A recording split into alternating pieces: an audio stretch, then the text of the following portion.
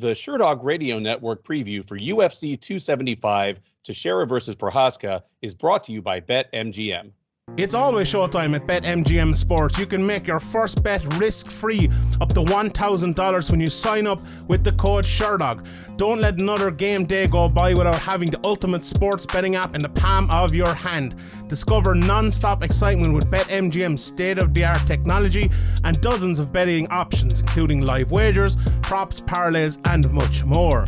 No matter what your favorite sport is or how you like to wager, find out why there's nothing like getting a W at the king of sportsbooks. Use the code SHERDOG and make your first bet risk-free up to $1,000. Download the BetMGM app and sign up today. Visit BetMGM.com for terms and conditions. 21 years of age or older to wager. Arizona, Colorado, Washington, D.C., Iowa, Illinois, Indiana, Louisiana, Michigan, Mississippi, New Jersey, Nevada, New York, Pennsylvania, Tennessee, Virginia, West Virginia, or Wyoming only. New customer offer. All promotions are subject to qualification and eligibility requirements. Rewards issued as non-withdrawable free bets or site credit. Free bets expire in 7 days from issuance. Excludes Michigan disassociated persons. Please gamble responsibly. Gambling problem? Call 1-800-NEXT-STEP in Arizona, 1-800-522-4700 in Colorado, Washington, D.C., Louisiana, Nevada, Wyoming, and Virginia. Call 1-800-270-7117 for confidential help. In Michigan, 1-800-GAMBLER. In Illinois, Indiana, New Jersey, Pennsylvania, and West Virginia, or 1-800-BETS-OFF in Iowa. In New York, call 8778-HOPE-NY or text HOPE-NY to 467-369. In Tennessee, call the Red Line at 800-889-9789. In Mississippi, call 1-888-777-9696. Sports betting is void where prohibited. Promotional offers not available in Nevada. Welcome to the Sherdog Radio Network preview for UFC 275 Teixeira versus Prochazka. I'm your host, Ben Duffy of Sherdog.com. With me, I would say as always, but hey, it's been a couple weeks. With me once again is Keith Shillan, the executive producer of the Sherdog Radio Network. Keith, how are you doing, man? Dude, I'm excited. I'm excited to be back with you. I shout out to Garrett who filled in. He did a great job, so that wasn't a diss on him. But back to usual. It feels like old times again. We have old times with the old man headlining the card. Like, what's better? A UFC pay-per-view card. I'm excited, man. How you doing? Yeah, I'm doing really well. You know, we each had a week of vacation there. I saw my youngest kid graduate from high school, so I have leveled up into a whole other kind of stage of life. You know, I've been to one kid's wedding this year, saw the last one graduate from high school. They are all grown adults.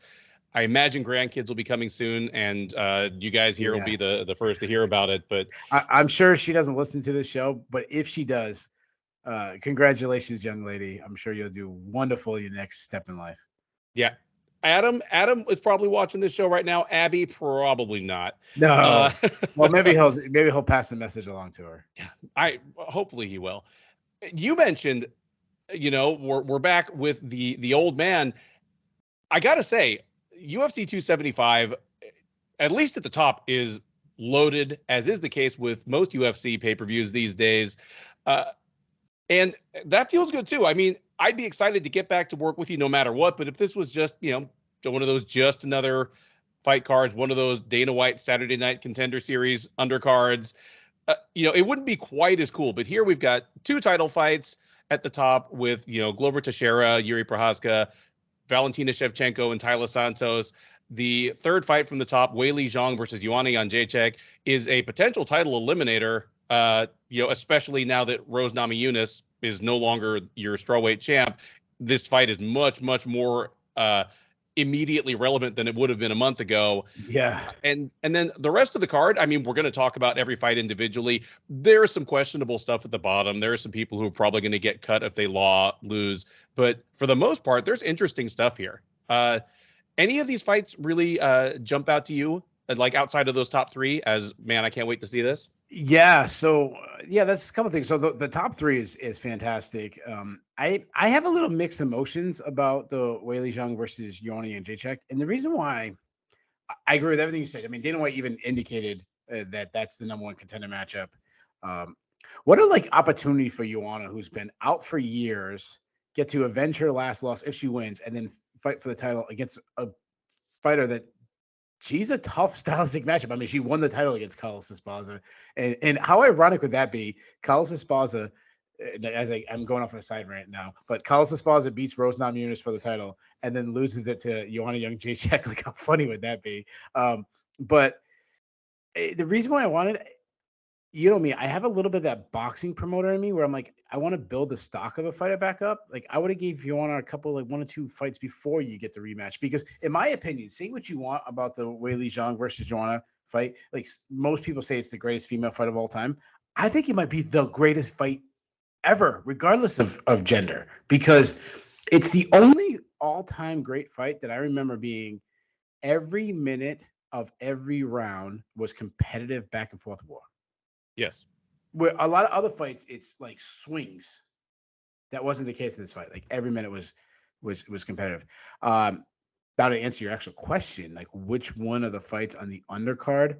Well, even not just the undercard, just outside of those top 3 that are obvious. Yeah, the one that I think of is probably Brendan Allen, Jacob Malkoun.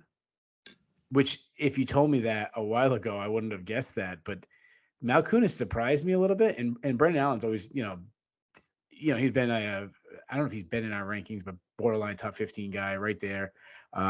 That's a really an important matchup that has a lot of stakes in that one. So I love that you picked that one, because I don't want to get too far down this road before we actually talk about this fight, but I agree with you, and I'm surprised that I feel that way about this fight, because Brendan Allen is somebody that I figured might even have been a little farther along by now if you'd asked me 2 years ago. And if you'd asked me 2 years ago, I would have been surprised if Jacob Malkoun was still in the UFC right now. Yeah, that's right. So exactly. they're kind of meeting in the middle in terms of what my expectations were. But yeah, I'm with you on that one.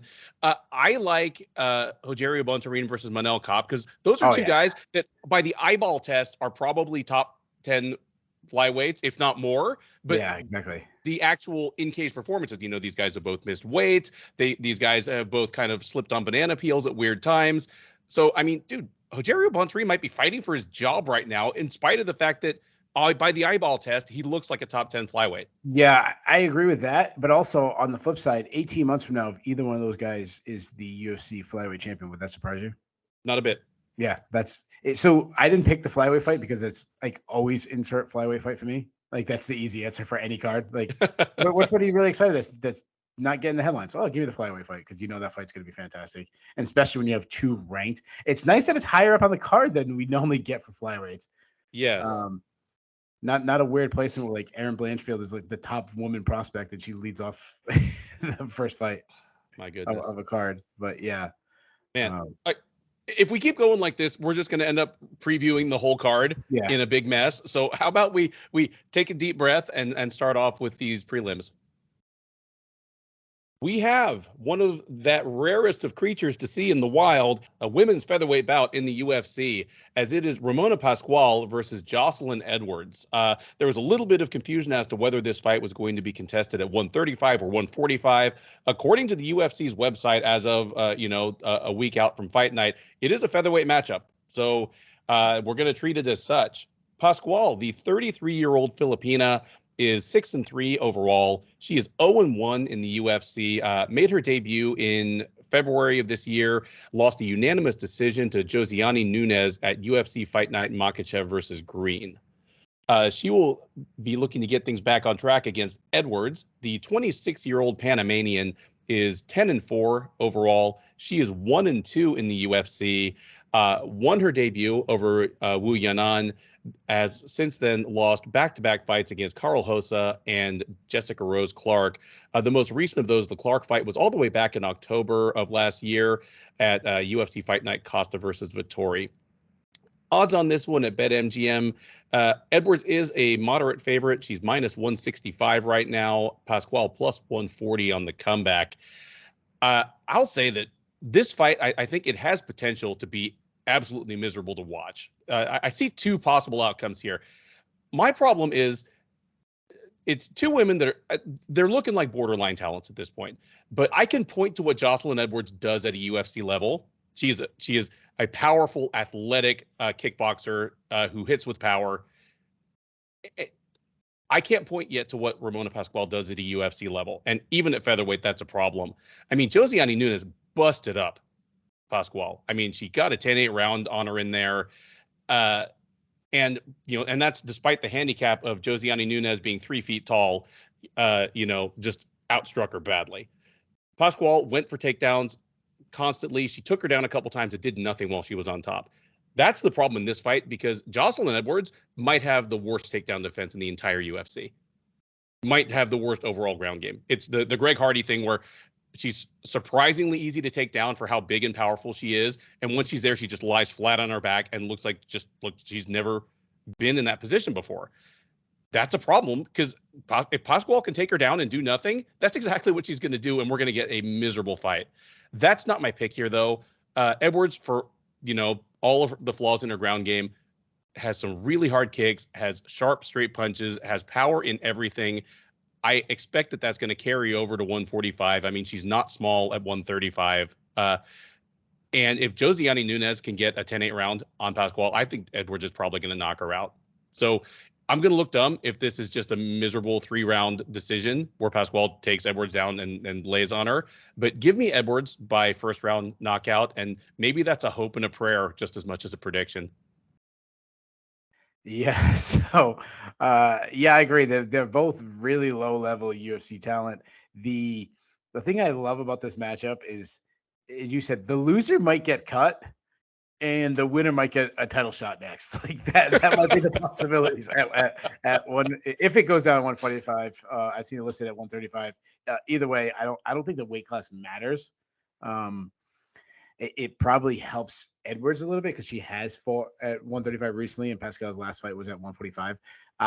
Everything you say about Edwards is true. She's a long and lengthy kickboxer, good striker, fast hands. Kind of throws from her hips a little bit, but she's got good output. She marches forward, nice power in her shots, especially if you add another 10 power.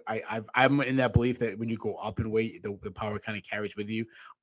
Not counting a huge jump from light heavyweight to heavyweight, but I mean, generally those 10 pounds, hard kicks, kicking game is the best part of a game. Kicks to the body, kicks to the legs, strong plum clinch, Muay Thai style, uses her height inside, land those knees.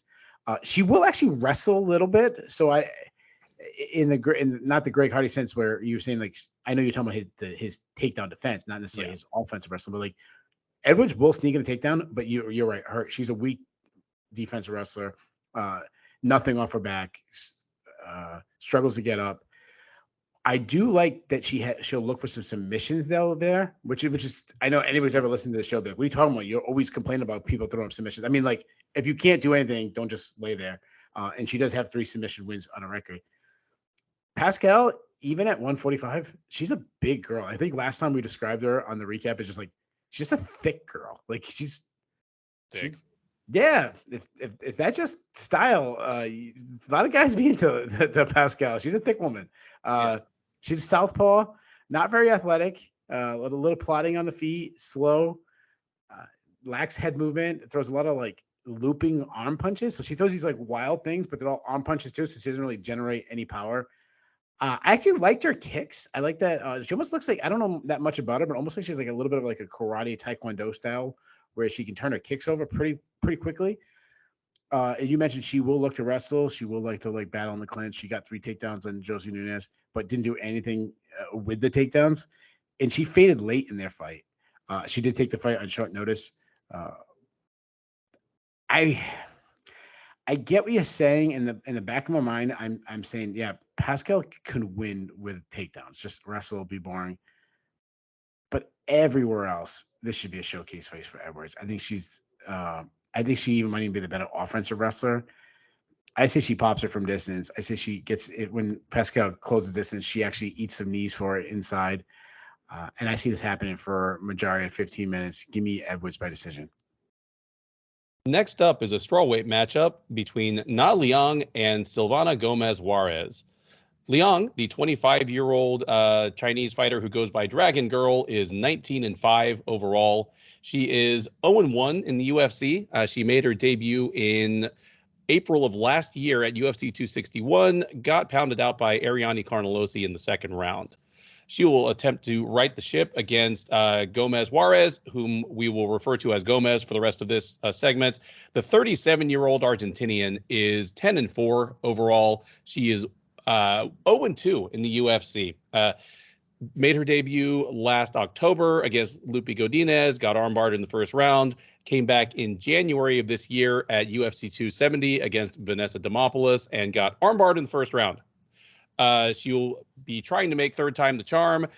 She is favored to do so at BetMGM right now. She is a -175 favorite. Liang plus 145 as the underdog.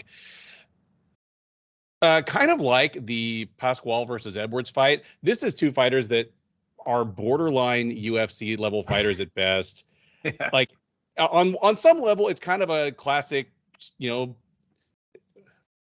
It's not even really like a classic striker versus grappler matchup. It's just,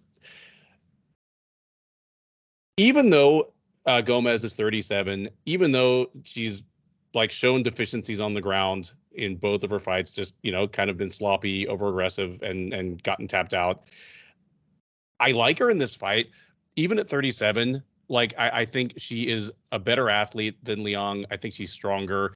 Like, not Liang, she is huge for a strawweight in terms of height. She's like 5'9", but she's just kind of thin and willowy and not very strong and not very athletic. And every time she's come across a better athlete, she's gotten bullied bad. All the way back in China, you know, people like Maria Agapova, Lilia Shakirova, just kind of mauled her. She fought Juliana Velasquez a few years ago in Bellator. That was actually at flyweight. That went about like you'd picture. And then, yeah, Ariane Carnelosi, who obviously Keith and I are huge fans. She is the official protein snack of the Shillan Duffy show. But we're also well aware of her limitations. But if there's one thing Ariane Carnelosi can do, is run across the cage and start mauling you. And she did exactly that to Na Liang. I have trouble picturing Silvana Gomez not being able to do that. So give me Gomez by decision, which might save her job, might not cost Liang hers, because I mean, it would just make her 0-2 in the UFC. But I don't see really much staying power for either of these women in the UFC. But for now, give me La Malvada by decision. Yeah, just when I thought the matchup's going to get worse after the what fight did we just have? Pascual versus Edwards. Oh, Yeah, I'm sorry. I'm messing up to kiss the orders. The way we recorded. Sorry. Yeah. Sorry to pull back the curtain a little bit. I feel like this fight breaking this one right after the Pascual fight is like when you were a kid and you went to a friend's house and they like have something that you don't like to eat, but you're just trying to be nice, so you eat it. And you're like, you know what? Like, oh God, like peas. I don't want to tell, like, the rest of the family's pounded down the peas, and you don't want to be like, oh, what a weird kid, don't eat peas. So you just like, all right, it's one big spoonful. Just push it all down at once. So because like I don't want to take multiple bites. I want to push it all down at once. And then as soon as it goes down, they're like, oh, you really like peas? We'll have some more. And they throw more on your plate. Yeah, that's how I feel like this is. All right. Yeah, like I think you're somehow higher on both these fighters than I am. Because I think I heard you say like one thing nice. Like I think you said Gomez Juarez is a good athlete, and I think you said Liang is skinny. I think I said she's tall and skinny. Tall and skinny, yeah. That's just straight reporting of fact. Yeah, like if yeah, she's not thick like Pascual. Yeah, Suarez, you mentioned 37. She's looked terrible so far in the UFC. I mean, she's a Muay Thai kickboxer. Her footwork is pretty fluid. I'll give her that. She likes to do a lot of L-stepping. But I go all the way back to the Ariane Lipski fight where on the feet, she really struggled with the speed of Lipski. She likes to brawl. She likes to throw a lot of hooks. I like that she targets the body, a lot of teep kicks. She does that stupid spinning attack. But she's been hurt several times. Like Godinez hurt her, going back to Lipski. She will wrestle some. She'll like snatch singles, though she really struggles in the submission events. I mean, she's been in the UFC back-to-back fights, quickly submitted. I do like that she's shown that she can go hard 15 minutes in the past outside of the UFC. Liang, she has a wushu background, though I haven't seen much of her on the feet at all. I mean, wrestling is really her bread and butter. And she has some pretty high level wrestling, but when you watch it on film, you don't see it. She'll shoot from really far away. She's sloppy in transition, so lose position. She doesn't really scramble well. I've seen her try to even pull guard to get the fight to the canvas, even though she's not like a jiu-jitsu fighter. But she does have some subs off her back. Can get submissions, arm bars, and triangles. I don't think either fighter is very good. What I do like about Liang, though, is she knows her avenue of victory. She knows it has to be to get the fight to the ground. And sometimes just like that willingness to just go for a game plan while the other fighter is just kind of fighting can work. So I'm going to say that she finds a way to get the fight to the ground. I'm going to say, you know what?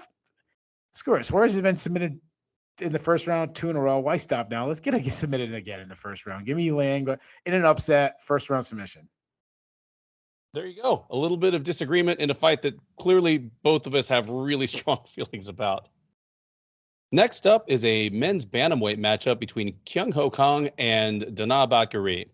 Kang, the 34-year-old Korean, is 17-9 with 1 no contest overall. He is 6-3 with 1 no contest in the UFC. He did lose his last time out. That was last November at UFC Fight Night Vieira versus Tate, where he dropped a unanimous decision to Hayisaer.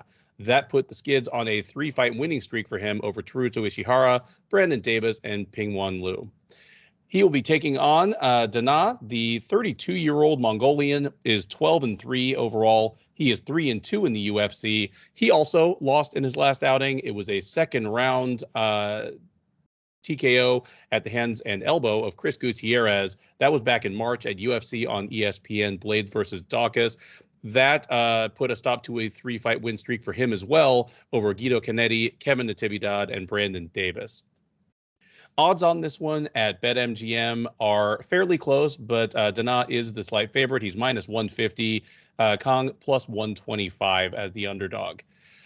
Keith, 2 fighters who, generally speaking, are doing pretty well in the UFC bantamweight division, but certainly want to get back some momentum here. Who gets it done and how?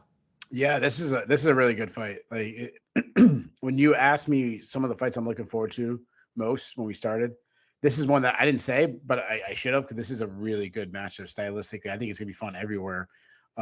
Both guys, previous to the last fight you mentioned, were hot. Danaa kind of just burst on the UFC scene and just continued to make me a believer each fight. Good striker, fast hands, explosive. He does really well to kind of bounce in and out of range, land a shot, get out before getting hit. His right hand is a really fun, accurate punch that he just throws down the pipe. DC pointed out in one of his fights, I left this in my notes when I talk about Danaa because I really like it, is he constantly wins the feet battle. So he's always lining up that right hand to land.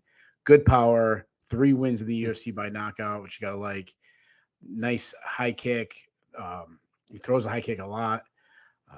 He did give up 3 takedowns to Alatang Haley, which you don't like. And then obviously he got knocked out in his last fight, which I think was more of, guy lands a great shot. That happens. Kang, big for the weight class. Really, really big guy. He's a counter striker, really good vision, fast jab, sits on his punches, a little bit some, I'd say, plus power. He is open to leg kicks because of that. But I love his high kick. Like, he'll throw up there really fast. He's a really underrated wrestler, and he'll look to wrestle if he gets pressured. Good top control. I like that he looks to increase his position like 1 inch at a time, just kind of slowly improving, not rushing things. He has a submission threat. He has 11 subs on his record. You got to like that. And then the most impressive thing is he grappled with Hayisaer for like 12 minutes in his last fight and didn't get submitted. Now, he didn't win, but very few people can say that. So this is a good matchup. I really like both guys, and I'm gonna like the winner moving forward even more. That's why I love these fights. I hate them because I kind of want both guys to win. On the feet, I think it's gonna be a war. I think Danaa might have a little bit of the advantage of the power on the feet. However, if Ken can turn this into a wrestling match, he should win.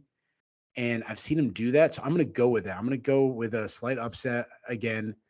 I'm going to predict that he gets a couple takedowns, and I'm going to say Kang wins a very wrestle-heavy decision. Awesome. I was wondering if I was going to be the only one who was feeling the upset on this one. I like both these guys as well, and uh, you know, if men's bantamweight isn't the best division in the UFC right now, it is certainly in the discussion. Like it is a red hot division. So it's hard to look at either of these guys and say, okay, yeah, he's absolutely a top 10 guy, because it's becoming a really crowded division up there. But this is going to be a big step. This is going to be a signature victory for whoever gets it. Like arguably whoever wins this fight, it's their best win in the UFC. Um, and man, Kyung Ho Kang, there's a certain what if about any South Korean fighter in mixed martial arts, just because they're going to miss 3 years for mandatory military service right in the prime of their career, just kind of right in their late 20s. He did that. He did so, but he was gone from like I think about 2015 to 2018. He's come back and he's been no worse for wear. Like he's fortunate in that he has a frame that creates matchup problems. And his game does not run on fast twitch athleticism. So he's 34 and he's arguably fighting as well as he ever has. I like his paths to victory here, and I like the fact that Danaa Bakary hits stupid hard, but Kyung Ho Kang has only been knocked out once in his entire career. It was all the way back in South Korea when he was like 21 years old. It was finished with soccer kicks, which you can't even do in the UFC. So I like that, if even if he does take one of those nasty right hands from Danaa, he might not just get lamped. And like you, I think he can probably withstand some damage, start to make his wrestling game work, and I think it won't be an explosive thing. Like if Danaa wins and it's just another first round knockout, well, that's great in its own way. But I think Kang here is going to give an impressive win that has us pretty excited for his future in this division. I think he's going to kind of neutralize or at least blunt those weapons that his opponent brings here. And to quote MMA cliche that must be 30 years old, I think he's going to impose his will. I think this is going to look like the fight that Kyung Ho Kang wants. Yeah, So just to jump. I'm sorry to jump in real there. I like that you said it won't be explosive, because like if we're doing our recap, Danaa is much more likely to be on the Bulls list than I think Kang, because if Kang wins, you mentioned it's going to be probably wrestling. Danaa wins, it's starching him in the first round. Beautiful knockout. I completely agree.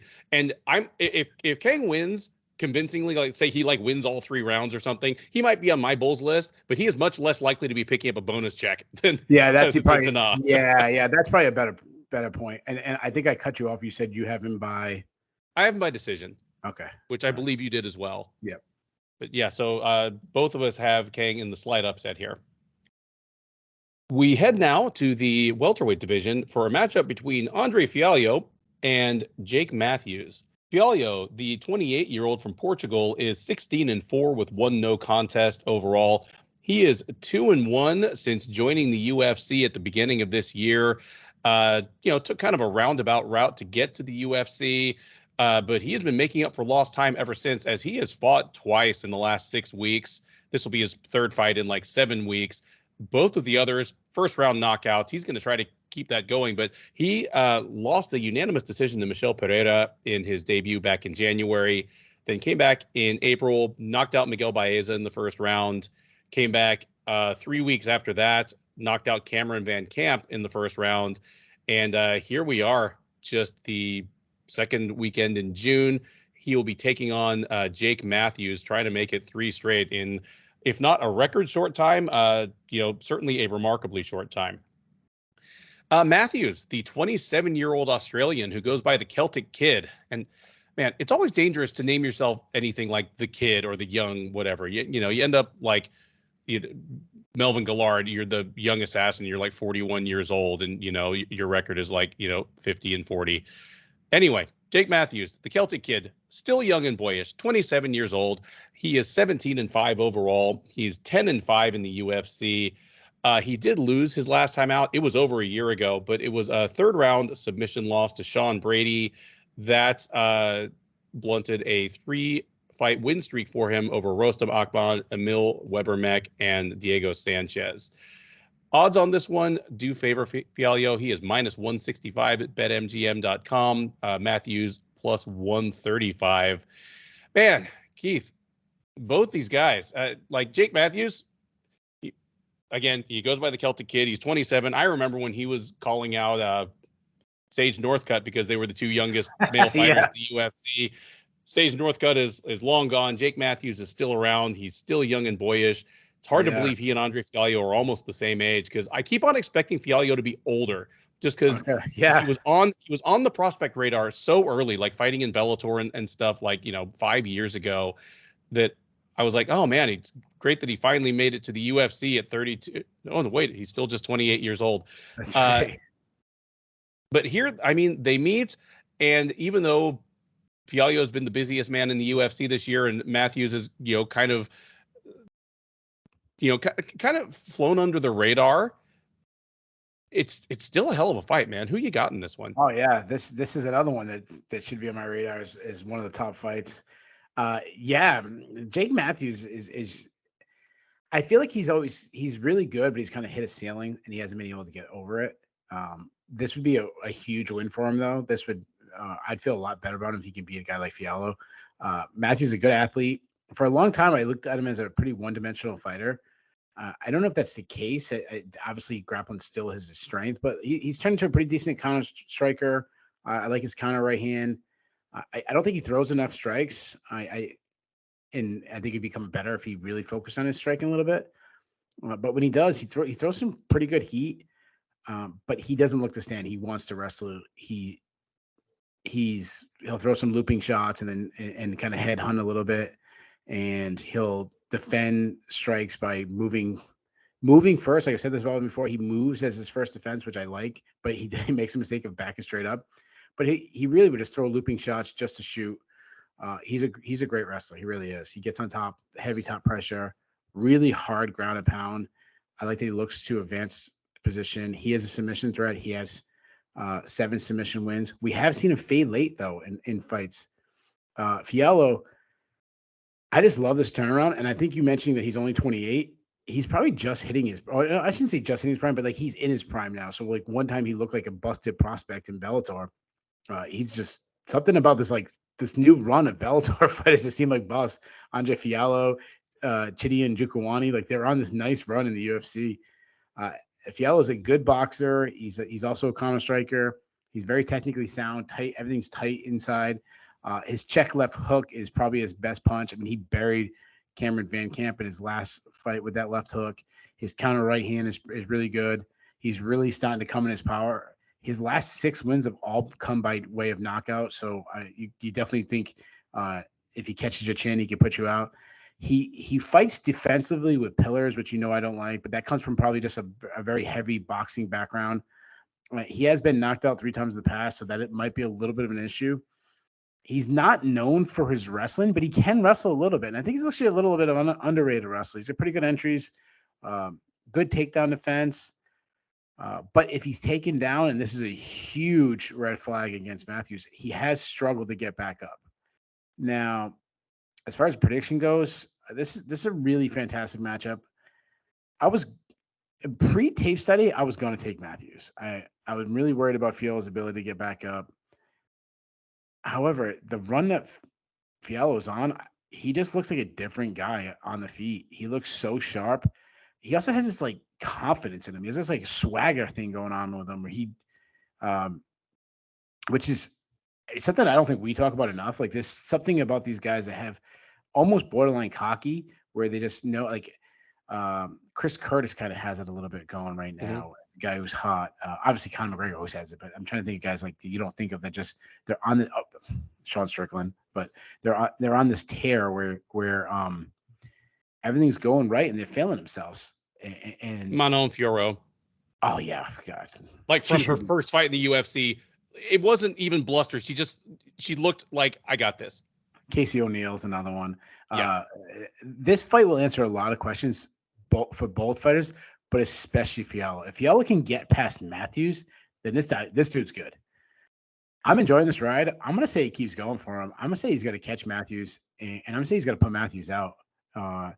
Give me Fialho by second round TKO.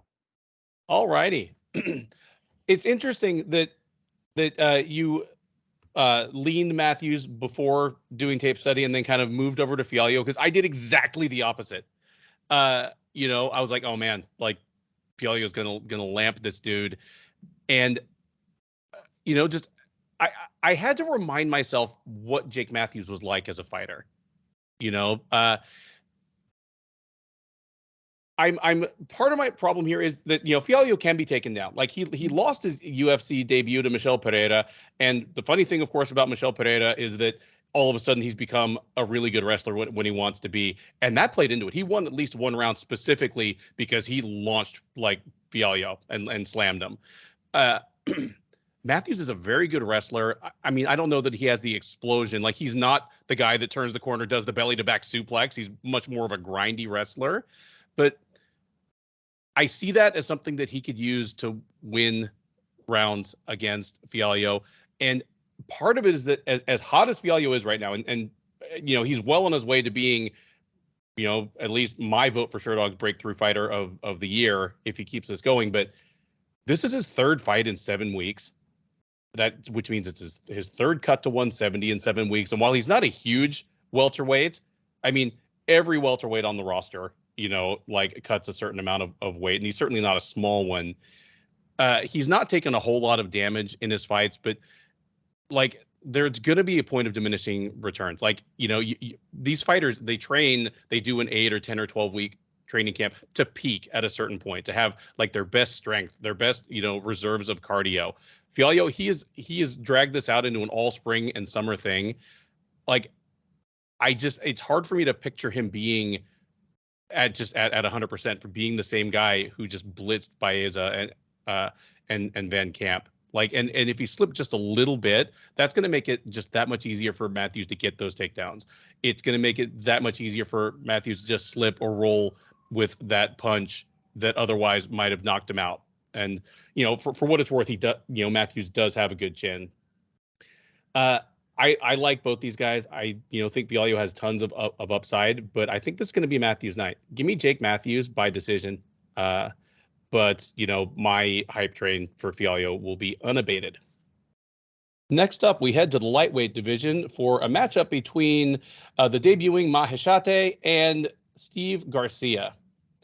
Maheshate, who, if you're looking at the screen right now, you'll see his full name.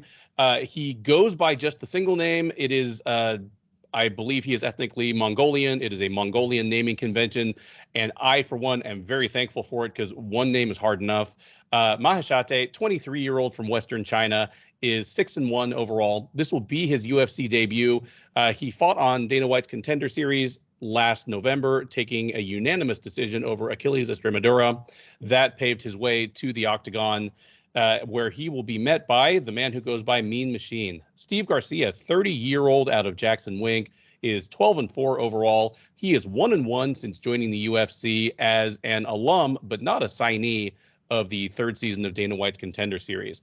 Since joining the UFC, he has lost a unanimous decision to Luis Pena. That was all the way back in February of 2020. He came back last October and knocked out my friend Charlie Ontiveros in the second round at UFC Fight Night, Dern versus Rodriguez. I will not hold that against him.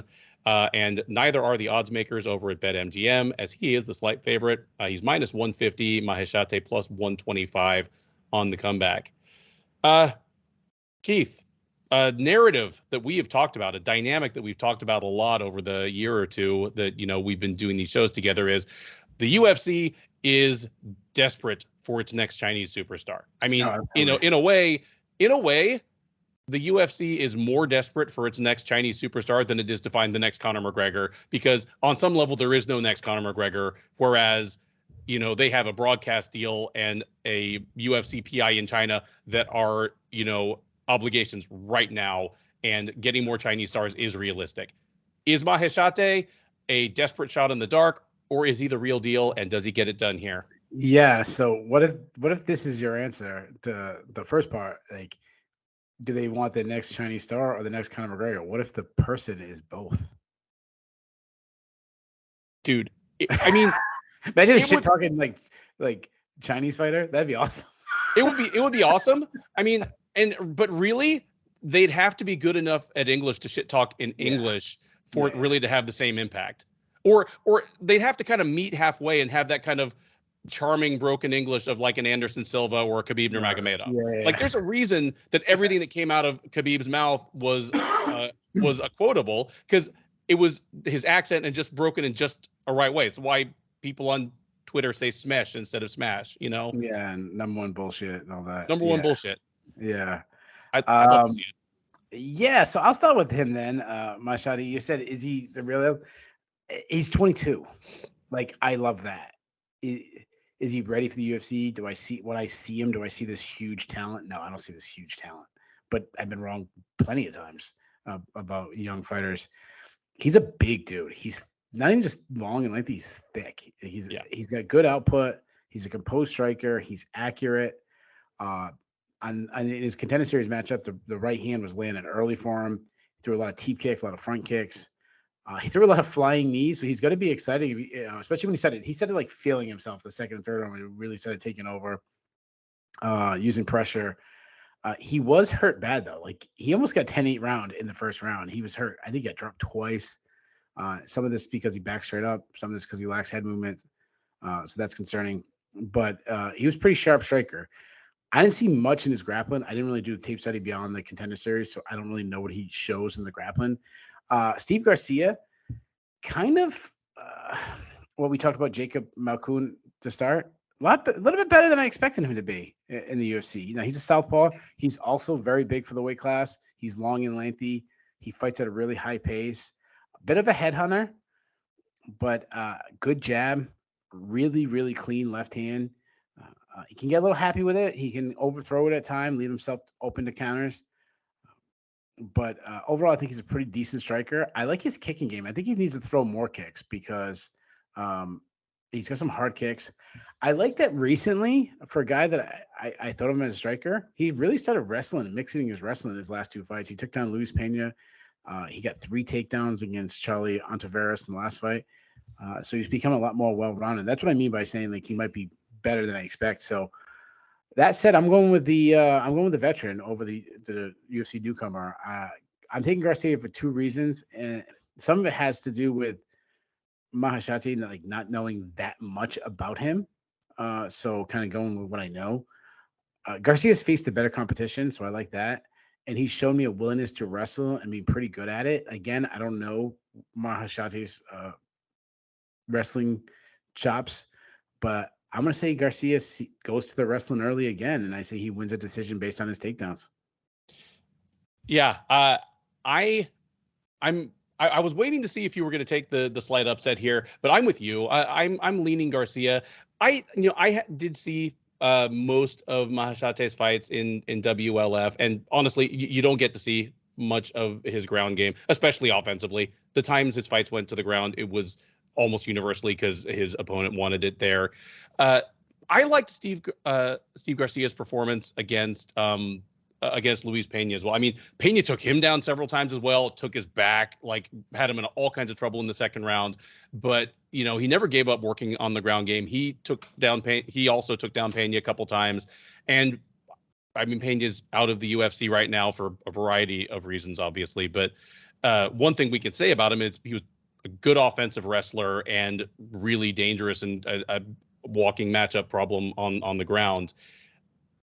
You know, if Garcia could hold his own that well with Luis Pena on the ground, I think he's going to have plenty for Maheshate. And Maheshate, you pointed out he's tall and he's not that skinny, but he fights tall in a way that makes me think he probably is going to be susceptible to the takedown from a sufficiently determined wrestler who is basically as big as he is in Garcia. So give me Garcia by decision as well. And I think this is a fight that's probably going to teach us a lot about both guys. I think even if he loses here, Maheshate is going to stick around for a while. We had that little talk about the benefit of the doubt for Chinese fighters where, I mean, he's going to get at least 3 losses before he gets let go unless he misses weight or something. But yeah, this is not going to be a happy debut for him, I don't think. Next up, we have a featherweight matchup as it is Seung Woo Choi versus Josh Culibao. Choi, the 29-year-old South Korean, is 10-4 overall. He is an even 3-3 in the UFC. He lost his last time out. That was a second-round submission at the hands of Alex Caceres at UFC Fight Night Costa versus Vettori last October. That put the brakes on a 3-fight win streak for him over Suman Mokhtarian, Youssef Zalal, and Julian Erosa. He'll be taking on Culibao. The 28-year-old Australian is 9-1-1 overall. He is 1-1-1 in the UFC. Finally got his first UFC win in his last outing. That was last May at UFC Fight Night Font versus Garbrandt, where he took a unanimous decision over Shillan.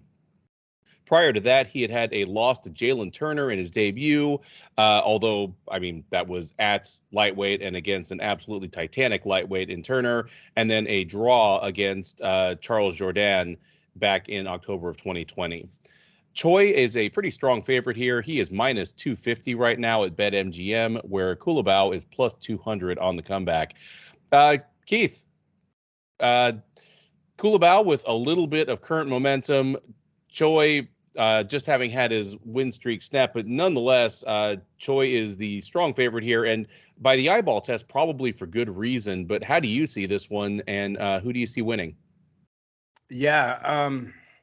Well, I'll say this about Culibao. Like, he's one of these guys, when he first came in the UFC, like, I didn't think he was as good as he really is. Like, I didn't see him as a UFC talent. I thought he'd be like 0-2, see you later.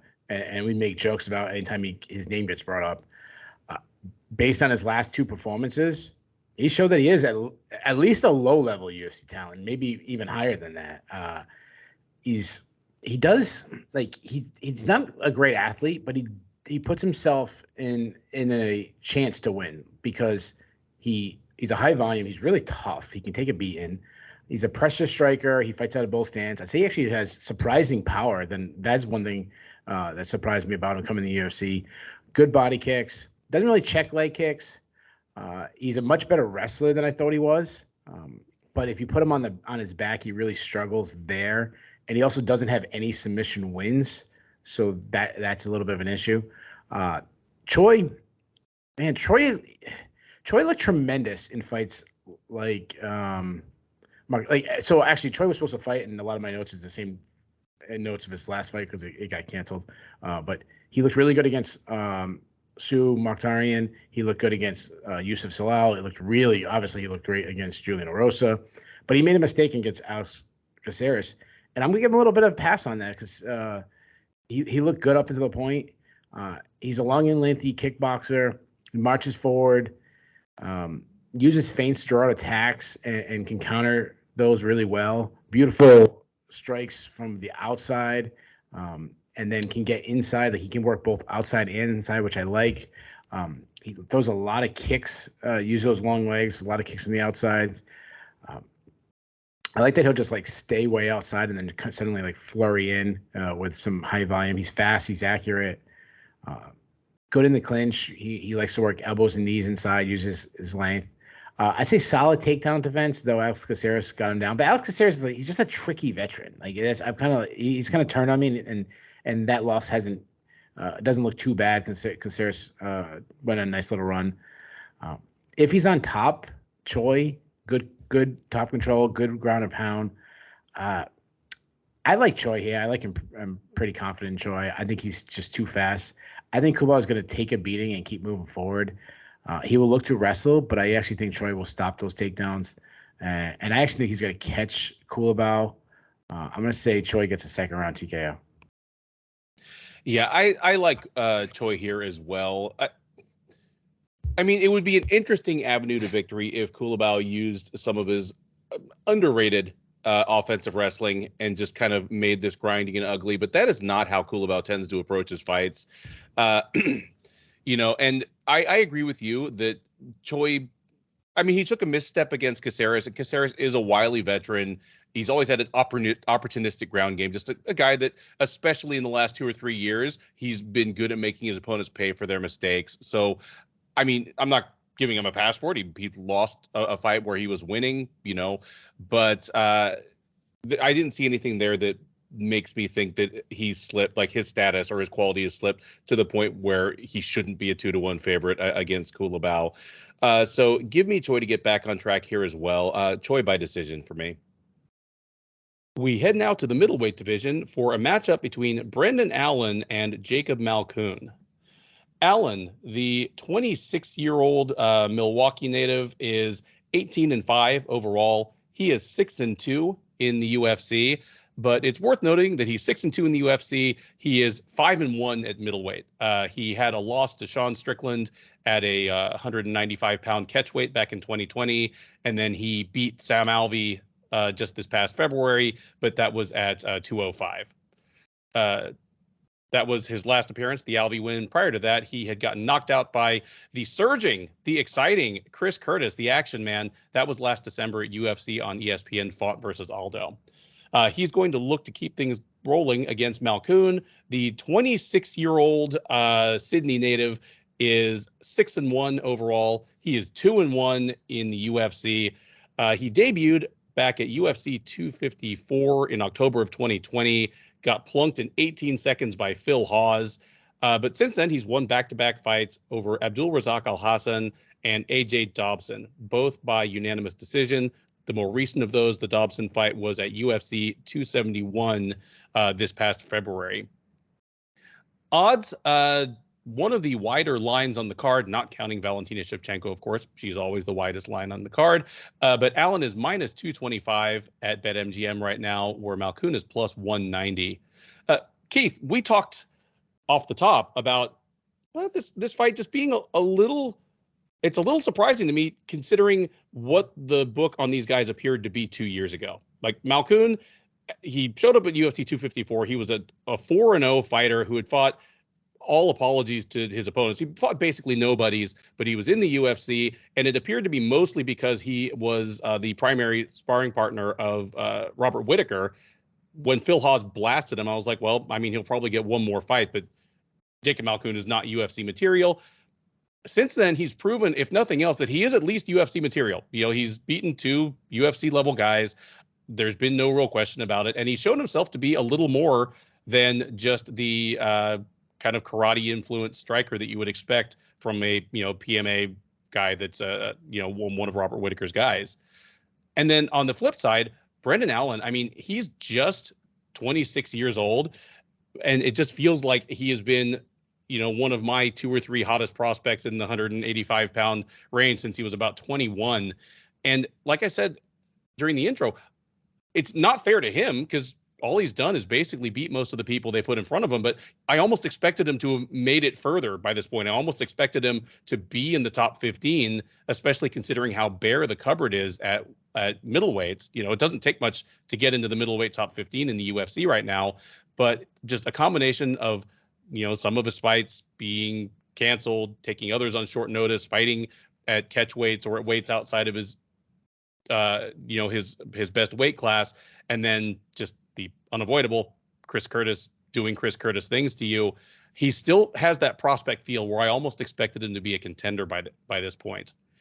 I'm going to toss this to you first. I mean, who do you like in this one? And have you soured at all on Brendan Allen as one of the top prospects in this division, or do you think it's just still a matter of time? Yeah, it's a tough one because I was never that high on Brendan Allen coming off the LFA. Like I felt like I was a little lower on him than most people. And then I kind of got convinced with some of his wins, and some of his wins have aged pretty well.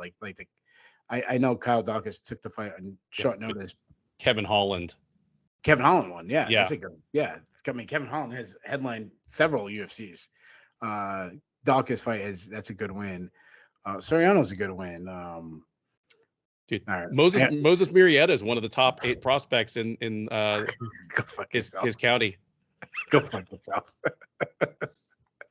inside joke. That one. Yeah. So I wasn't that high on, but then I got convinced. So is he one of the top prospects in the division? It's middleweight, so it's not the best division, but yeah, I still think he is. This fight right here, though, will answer both questions of both guys, because I totally agree with everything you said about Malkoun. Like, he wasn't a guy that we're really high on, and I'll start with him. like if you told me a year ago that they were going to fight each other, I would say Brendan Allen would murder him. I'm not so sure now. Like he's 2 fights in a row. I said, wow, he's much better than I expected him to be. He's more well-rounded, I thought. He's a pretty serviceable boxer. His hands are pretty fast, good output. He throws combinations plus power. He can be a little right hand happy. He continues, and this is some things I said last time. I haven't seen him fix yet. He continually attacks on the straight line, doesn't really cut angles. I say he kind of just throws like, okay, I'm throwing this combo. I'm just gonna throw it no matter what's going on. But he showed that he can wrestle. Like he'll set up his striking just to close the distance to wrestle, and really good wrestling in back-to-back fights. I mean, go against the Al Hassan one, was taking him down easy, but more impressively was against AJ Dobson, who is the better wrestler on paper than Malkoun is, and he had no answer for Malkoun's wrestling. Malkoun can shoot a little too far away without a setup, but he's relentless to get that takedown. Like he has like this, just seems like a mentally strong person. Like he's going to grind. He knows it's going to be tough. Has like a very like Darren Elkins feel to him. Showed some really good top control, and I should say I know Darren fucking Elkins. And he stayed glued to Dobson. Like he smothered Dobson. Now move over to Brendan Allen. On the feet, Brendan Allen, pressure striker, high volume, high guard defense. Does makes a mistake of keeping his chin high in the air, and it's kind of a big target. And he has been caught and takes a lot of damage over the years for a young fighter. But he has really shown that he is starting to come into his power. He can overextend at times in some of his shots. But if he connects, he's shown the ability to hurt guys. A lot of kicks, a lot of good calf kicks. I mean, like even go back to like a fight that he lost in Sean Strickland, which the loss has aged really well. Strickland's one of the best guys in the division. He was kicking out Strickland's legs with his kicks, was doing all of that. He will look to wrestle often. I think his wrestling might be a little overrated. I think actually his grappling altogether might be a little overrated. He can be a little sloppy at times on the ground, but he has a mean streak in him, which I love. Like he gets you in a position where he can land some ground and pound. It's some of the meanest ground and pound in the game. He will chase a submission and miss a position that I don't like, but then every once in a while he pulls off like a beautiful heel hook. So as far as the prediction goes, like I said, a year ago, I would have said that Brendan Allen would murder him. I'm on the fence. I think there's a lot of value on Malkoun here, where if you like to bet, like this is a good place to go with a pretty sizable underdog. If you like Malkoun, I'm not going to do that. I am going to pick Allen, but with not a lot of confidence. Allen has faced a much better competition still. He is a bit of a submission threat. He has had a showed ability to kind of, not the best at winning scrambles, but kind of keeping a scramble going maybe and using opportunities to get out. And he's shown he's got the good power and the good striking, so maybe he can catch Malkoun. Malkoun shooting, not setting something up, maybe eating a knee, stepping knee, uppercut, something like that. So I'm going to say something like that happens. I say Allen lands a power shot. I say he doesn't, we'll say round 2. Awesome. I see underdog value in Malkoun for the same reasons that you do. And I do love that he put his wrestling to work in both the Abdul Razak Al Hassan and the AJ Dobson fights. I especially liked it in the Al Hassan fight because it was such a smart move. He had been blistered by Phil Hawes in his UFC debut. Al Hassan, for all of his flaws and shortcomings as a fighter, if there's one thing he's got, it is one-shot power. And he just took the smartest route to victory. I mean, he took Al Hassan down within the first 30 seconds of that fight. He took him down in every round, and Al Hassan did not have anything once they were down there. I mean, none of the official scorers did, but I gave him a 10-8 second round against Abdul Razak Al Hassan. So that, a 30-26 is much more what that fight really felt like than just, a unanimous decision. And then against AJ Dobson, again, it's even more impressive because Dobson is a credentialed wrestler. He's physically like a bigger, more of a natural 185 than Al Hassan, and Malkoun still got the better of the wrestling. I think he's going to be able to do that against Allen. I agree with you that Allen is a good wrestler and good grappler, but both of those traits have probably been a little overstated, especially his defensive wrestling. It looks better than it is because, he's pretty good at not conceding the takedown once he's been put on his butt. But I'm actually going to go with the underdog here. It's a fairly substantial underdog, but I like Malkoun to do enough to win 2 of these rounds, probably with his wrestling. He's shown that he's more than willing to fight to his best strengths and his opponent's disadvantage. And if he decided, hey, I don't want to spend any more time on the feet than I have to with Abdul Razak Al Hassan, I could see him thinking the very same thing about Brendan Allen, where, like you, Keith, I think he is coming into his power. You know, he's one of those guys he's got the long, lanky frame that just kind of, he's a big dude. He's a big dude. Like, I know he's listed at like 6'2". Yeah, he's listed at 6'2", but he's got that kind of Luke Rockhold build where he's just kind of bigger and broader shouldered than just about everyone he fights. And when you have that kind of frame, if you just throw with proper mechanics, you get that little bit of extra lead in your gloves without having to overswing. And he seems like he's coming into that part of his development as a fighter. I think Malkoun is smart enough not to mess with that any more than he absolutely has to. So I think this is 3 fights so far on this card where the dynamic has been, this could be really exciting if one guy wins and probably less so if the other guy wins.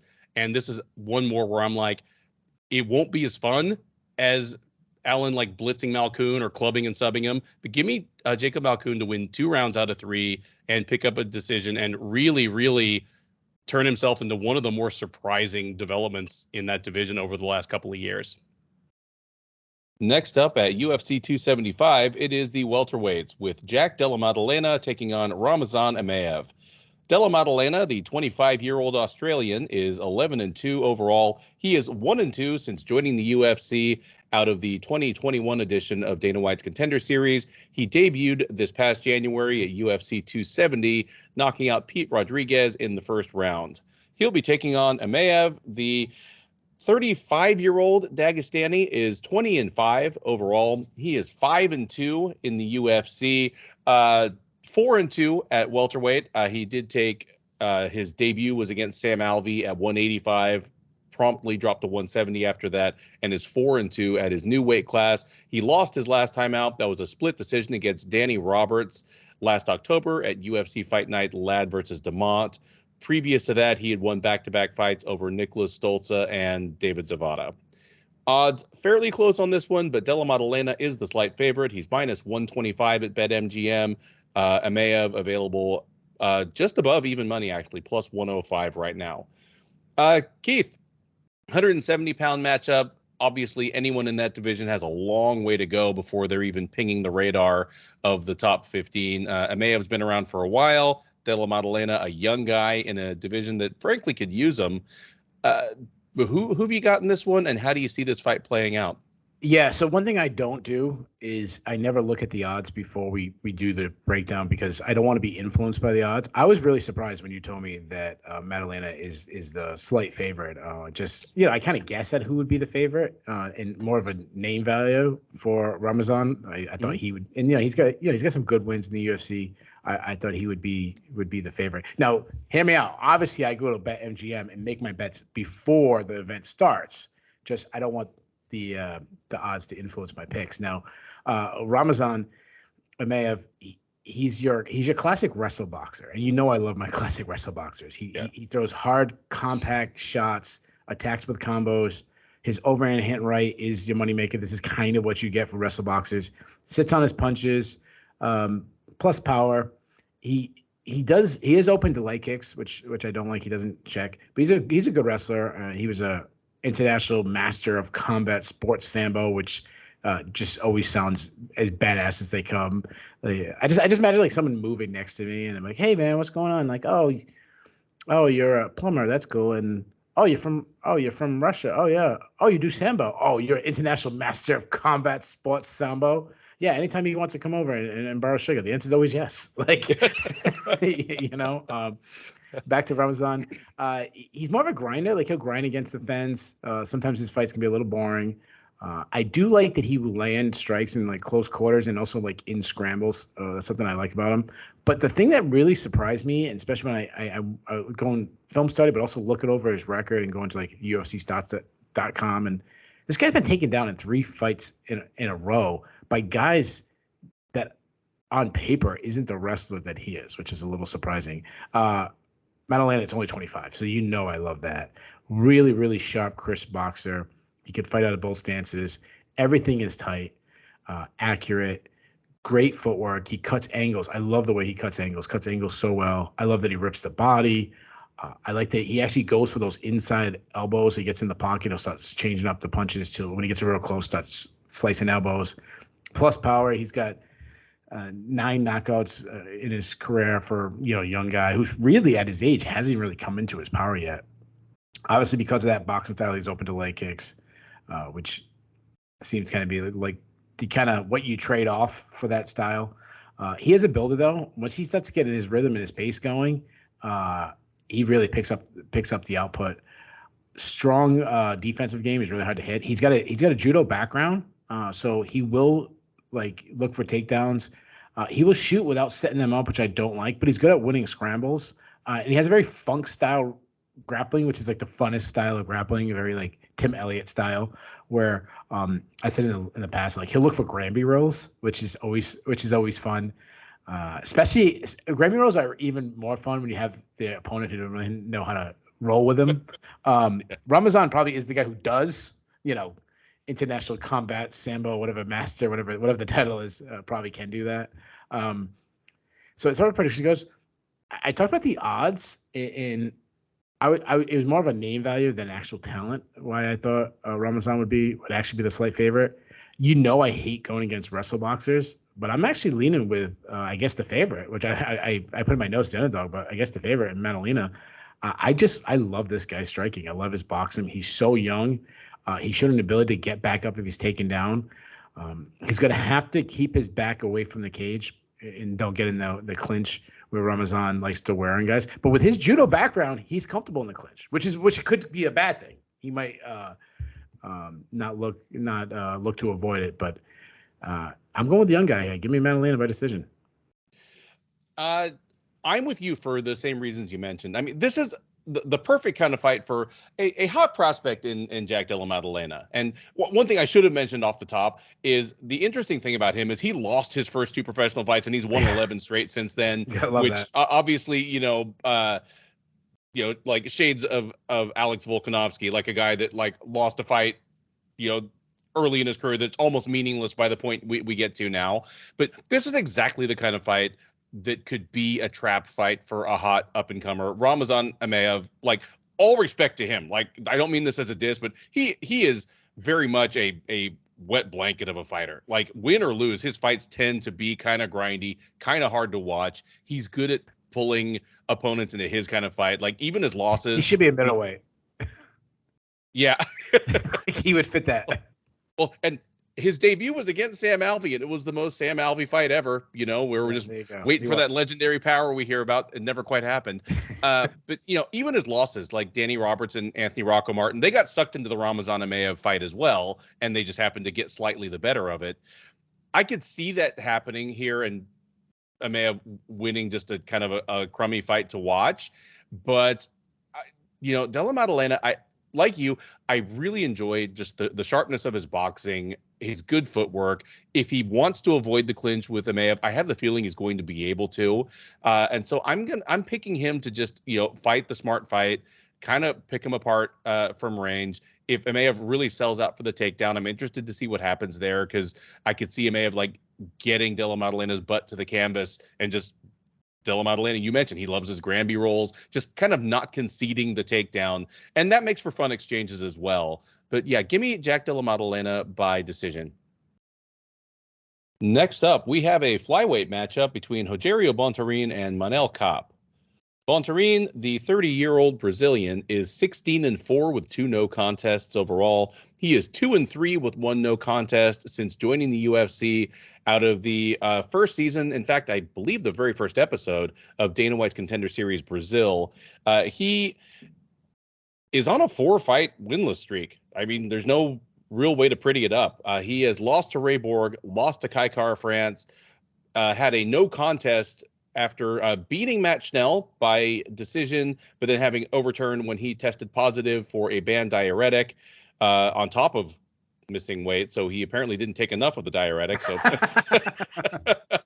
and then lost a split decision to Brandon Royval in his most recent outing back in January at UFC on ESPN, Cater versus Chikadze.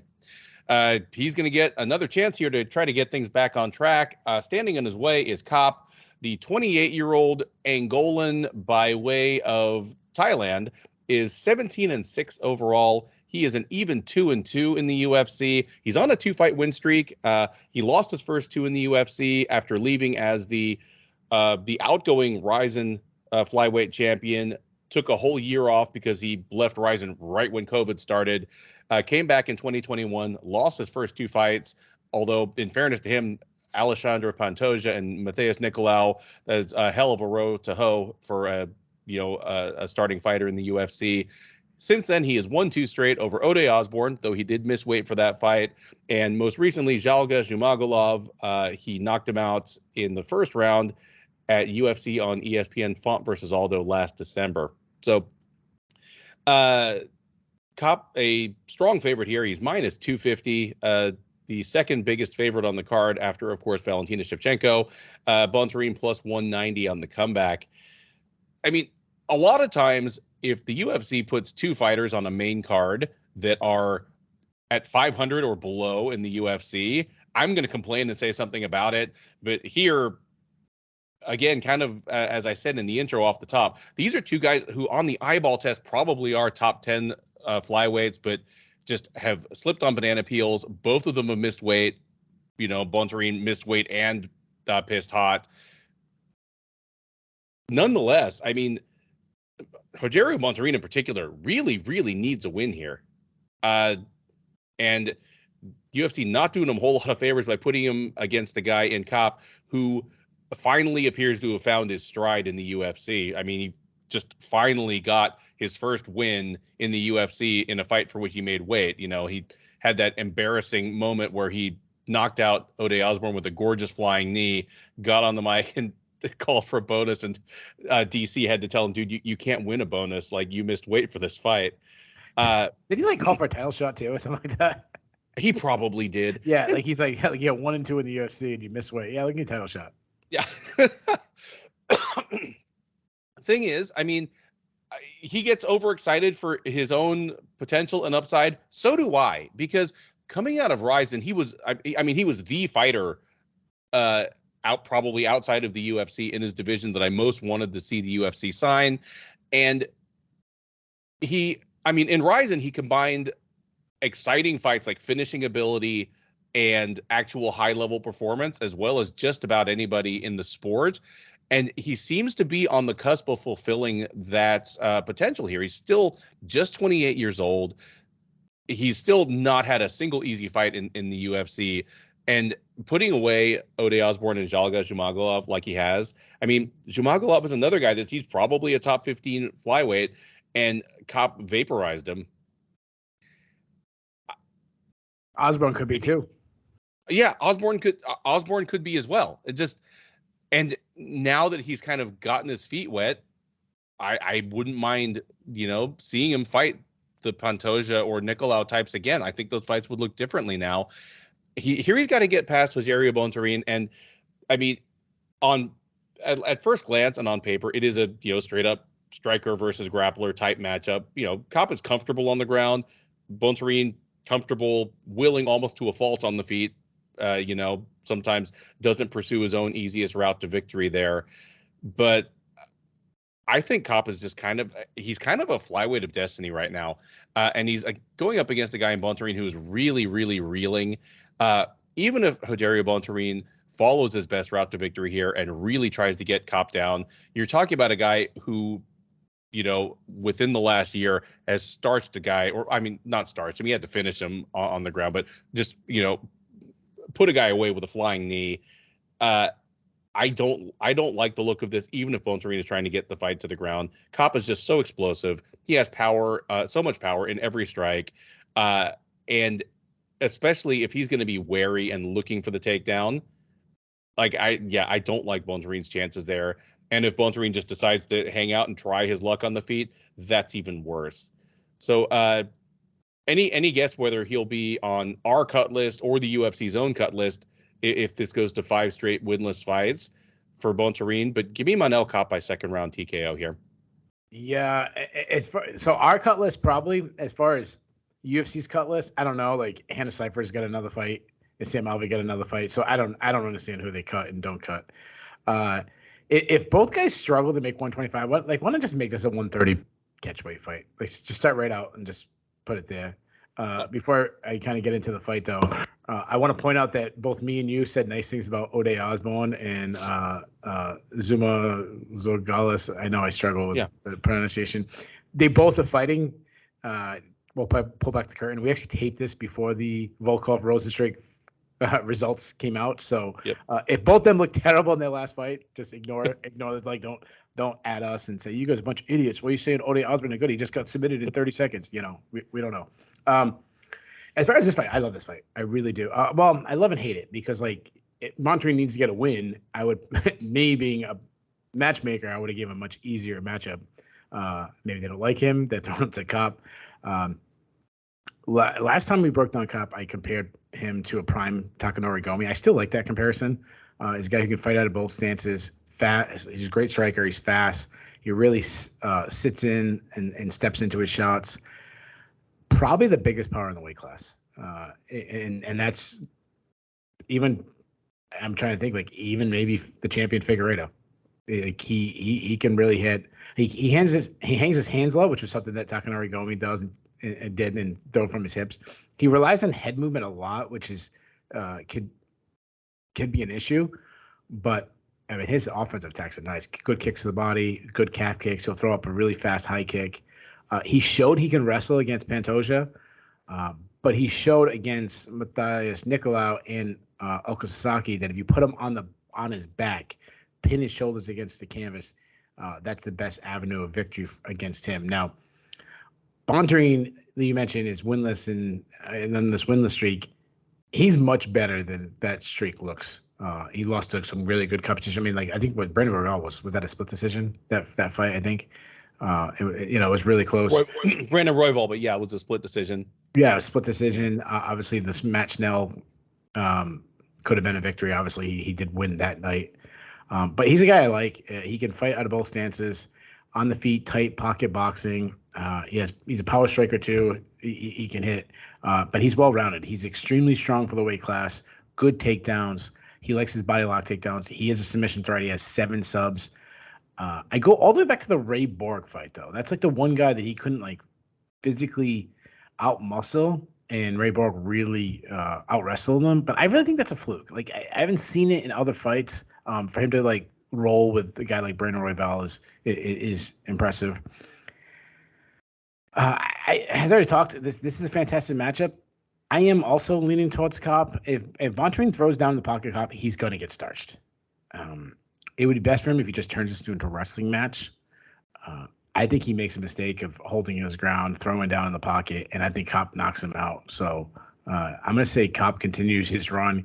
Hopefully he makes weight, but I'm going to say he gets a first-round TKO, and then maybe he can get an actual bonus. There you go. 2 picks for Manel Kape to keep things going, maybe pick up a bonus this time at the expense of the reeling Rogerio Bontarine. Third from the top at UFC 275 is a contenders matchup that, as I alluded to off the top here, has become a likely title eliminator between 2 former strawweight champs in Weili Zhang and Joanna Jedrzejczyk. Zhang, the 32-year-old from China, is 21-3 overall. She is 5-2 in the UFC. Started off her UFC run with 5 straight wins, carrying her all the way to the title and a successful defense. She has since then lost 2 straight against your now 2-time former champ Rose Namajunas. Lost via knockout in April of 2021, then a split decision in a very close, very contentious fight last November at UFC 268. She will be taking on fellow former champion Jedrzejczyk. The 34-year-old from Poland is 16-4 overall. She's 10-4 in the UFC. That is 10-3 at strawweight. She moved up to flyweight for an attempt at the vacant title against Shevchenko. That didn't go her way, came back to strawweight. Her most recent fight was against Zhang. That was their title fight at UFC 248 in March of 2020. As Keith mentioned off the top, lost a split decision to Zhang in an all-time classic that might just be shortchanging it to call it the greatest women's fight ever. It is, depending on what you love in a fight, might be the greatest fight we've ever seen. However, she's been off since then.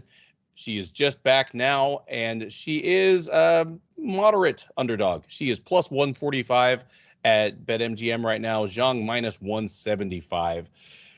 Keith, I mean, for reasons that you mentioned during the intro, this is an immediate rematch for one of these women, not the other. Yeah. So there are reasons not to like it for that reason, but as a fight itself, especially now that the stakes are so much higher than they were just a couple months ago, it's hard not to love just the actual in-cage product we're likely to get.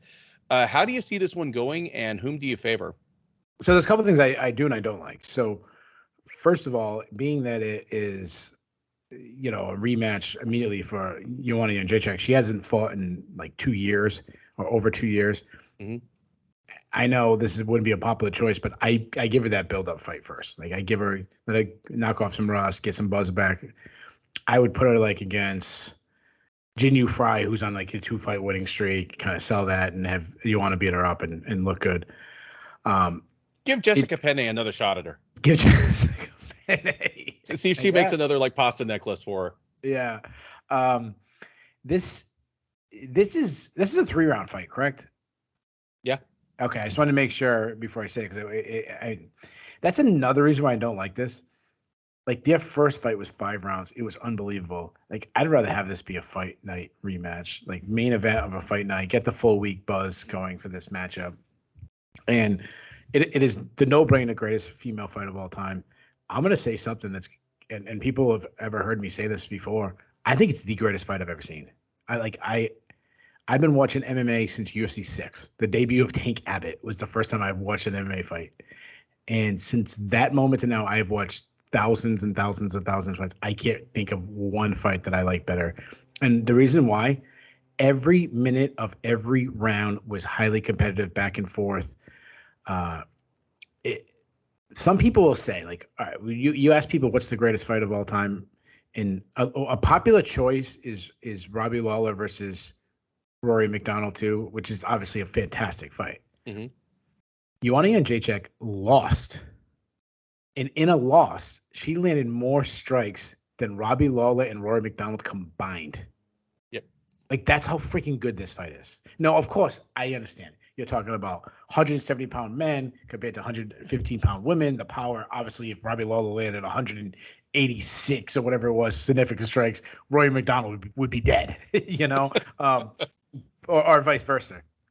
I understand that. I understand it's not perfect. I just want to don't undersell this fight. The first fight is like, it's at least in the conversation for greatest fight. So if you don't put it in the club, then stop watching MMA. Like, what else do you want? It's fantastic. So will this fight be that good? No, it's not going to be. Why? Because the rematch never, or the second time never does. Other than maybe, and I shouldn't say maybe. It definitely was fantastic. Probably Eddie Alvarez, Michael Chandler. The rematch lived up to as good as the first one. I can't like Forrest Griffin, Stephan Bonner wasn't the same. Like we kind of rushed these rematches, the all-time great fights, and just not the same. Now, as far as these two girls, they're both fantastic. Now, Weili Zhang, in a sense, a lot of people, I think this fight is going to have more buzz than the two top billing, the two title fights. To a lot of people, this is the main event. Weili Zhang is just a great fighter. She's got good footwork. She moves well, right? High volume striking. Something that really isn't talked about enough is her striking. But she gets in the pocket and she unloads big shots. She hits really hard. I mean, look at Jessica. I mean, she starts Jessica Andrade with one shot. She butchered Joanna in their fight to the point where Joanna's face, you won't even recognize her. If I didn't watch that fight and you just show me a picture of Joanna's face after, I was like, who is this? I don't know who that is. I think it was a regional fighter that I don't recognize. She mixes kicks well into her combos. It's something we see a lot. She's got that almost like a Taekwondo style where she just tosses them so easily. She likes that spinning back kick too, which generates a lot of power. She has a lot of defensive holds, which is probably why Joanna landed so many shots on her. She lacks head movement, being the biggest thing. She kind of will just kind of hold her ground and throw. But one thing when I talk about how well-rounded she has a really underrated ground game. Nice clinch takedowns, trip takedowns. She's good at winning scrambles. Going back to her last fight against Rose Namajunas, a fight that a lot of people think she won. A lot of people thinks that Weili Zhang should be the champion right now. She got 5 takedowns in that fight. So some smothering top control. She murdered Jessica Aguilar on the ground. And then really, I mean, she was taken down by Tecia Torres, but she showed ability to get right back up. Now, Joanna, I talk about all the things about Joanna, and one thing about Joanna that I miss is how marketable she was when she was getting called Joanna champion. And I don't think it's the title. It's the bitchiness of her that I miss. Like I did a media call with them and I got to talk to the main eventers, but I just didn't get in time to talk to Joanna. And I was going to ask her, like, why are you nice now? Like, why do you say nice things? Like, whatever happened to the, like, I want to murder this person. I hate them. I want to burn their house down. How dare you even think about getting in a fight with me, thinking you could beat me? Like, I want that crazy bitch back. And I mean, and I'm calling her a bitch in the nicest way possible. Like, I'm talking about, like, she's a bad bitch, not like she's a bad person, but just, like, I want that back. I miss that. Now, some things I'm worried about being such a long layoff. I'm worried about the weight cut. I really am. I mean, she struggled with one. I mean, she never missed weight, as far as if I remember. She's never missed weight, but she struggled. We've seen her weigh in really tough. Remember the one against, I think it was, I want to say the Michelle Waterson fight where there was a big controversy about her where she was not even going to make it at all. There's a reason why she moved up to 125. Sure, some of it was losing back-to-back fights to Rose Namajunas, but some of it was a weight cut. And then after a long layoff, that makes me worried even more. Now, what we've seen, Joanna, and obviously I'm basing this just off of 2 years ago, high volume striker who marches forward, Muay Thai style. She's got an elite jab, very accurate straight right. She throws combos. She also she can pressure in that. She marches down opponent, but she also handles pressure really well. If you can push it back, she's one of the few fighters that actually does well striking, backing up, which is such a rare quality. She is really, I mean, I'm going way back now, but going back to Jessica Andrade's fight is a perfect example of her pulling people into her power. Like Jessica Andrade is just trying to pressure, and she's just pulling her into her power. She's timing every step where Andrade is going to hit. She also uses those like push kick and teep kicks to kind of up the middle to keep them back, keep them at bay. The one negative about her striking is her lack of power. She's not a one punch, and you want a champion, which she'd swarm a Jessica Penne with volume, and she would have stinging power, and she just was so much more technically sound that she could take over. But she wasn't lamping women with one punch. Like, she wasn't doing that. Now, incredible as far as the grappling, incredible takedown defense. If she's taken down, she pops right back up. You go back to like the Claudia Gadelha wars that she had, pop right back up. Another thing that I'm really worried about her though is the amount of damage she has taken over the years. She was dropped by Claudia Gadelha in the rematch. She was briefly in a fight that she was wrecking Karolina Kovacevic. She was dropped in that fight. Obviously, she was knocked out in the first fight against Rose Namajunas. She had another 25-minute war with Rose Namajunas, and then she got beat up by the pound-for-pound best fighter in the world, in Valentina Shevchenko. And then, of course, we had the all-time classic where Weili Zhang landed 175 punches or whatever it was on her face, where she looked like she was growing like 8 extra foreheads. So as far as prediction goes, I know I've been talking a lot about this one. I'm sorry. I'm just really excited for this fight. Even though I bashed it at first, I'm not. The fight's fantastic. I'm just saying, like, as a promoter, it was the same way when I talked about Valentina when she fought Valentina. I said, don't give her the matchup right away. Build her up, get a couple wins in division, get all excited about her, then do the matchup with Valentina. I like Joanna's chances of winning a 3-round fight much better than I do winning a 5-round fight, which not saying volume is an issue with her, because obviously it's not. But it's she has less time to take damage from the power striking Weili Zhang. At the end of the day, that's the ultimate equalizer for Weili, because like Joanna could outvolume her. She outvolumed him in the first fight. Plus, Joanna hasn't fought in a while, so I wonder how the cardio is right now. Usually, though, that's not an issue, but the weight cut could be, won't be as bad in a 3-round fight as it would be a 5. I like the odds. What you said, Joanna's plus 145. Yep. And you said Weili was negative 175 or something like that, negative 165. Minus 175 right now. Yeah. Okay, yeah. So when I did it in my head, I was like, oh, probably negative 150. So like, I think the odds are pretty close.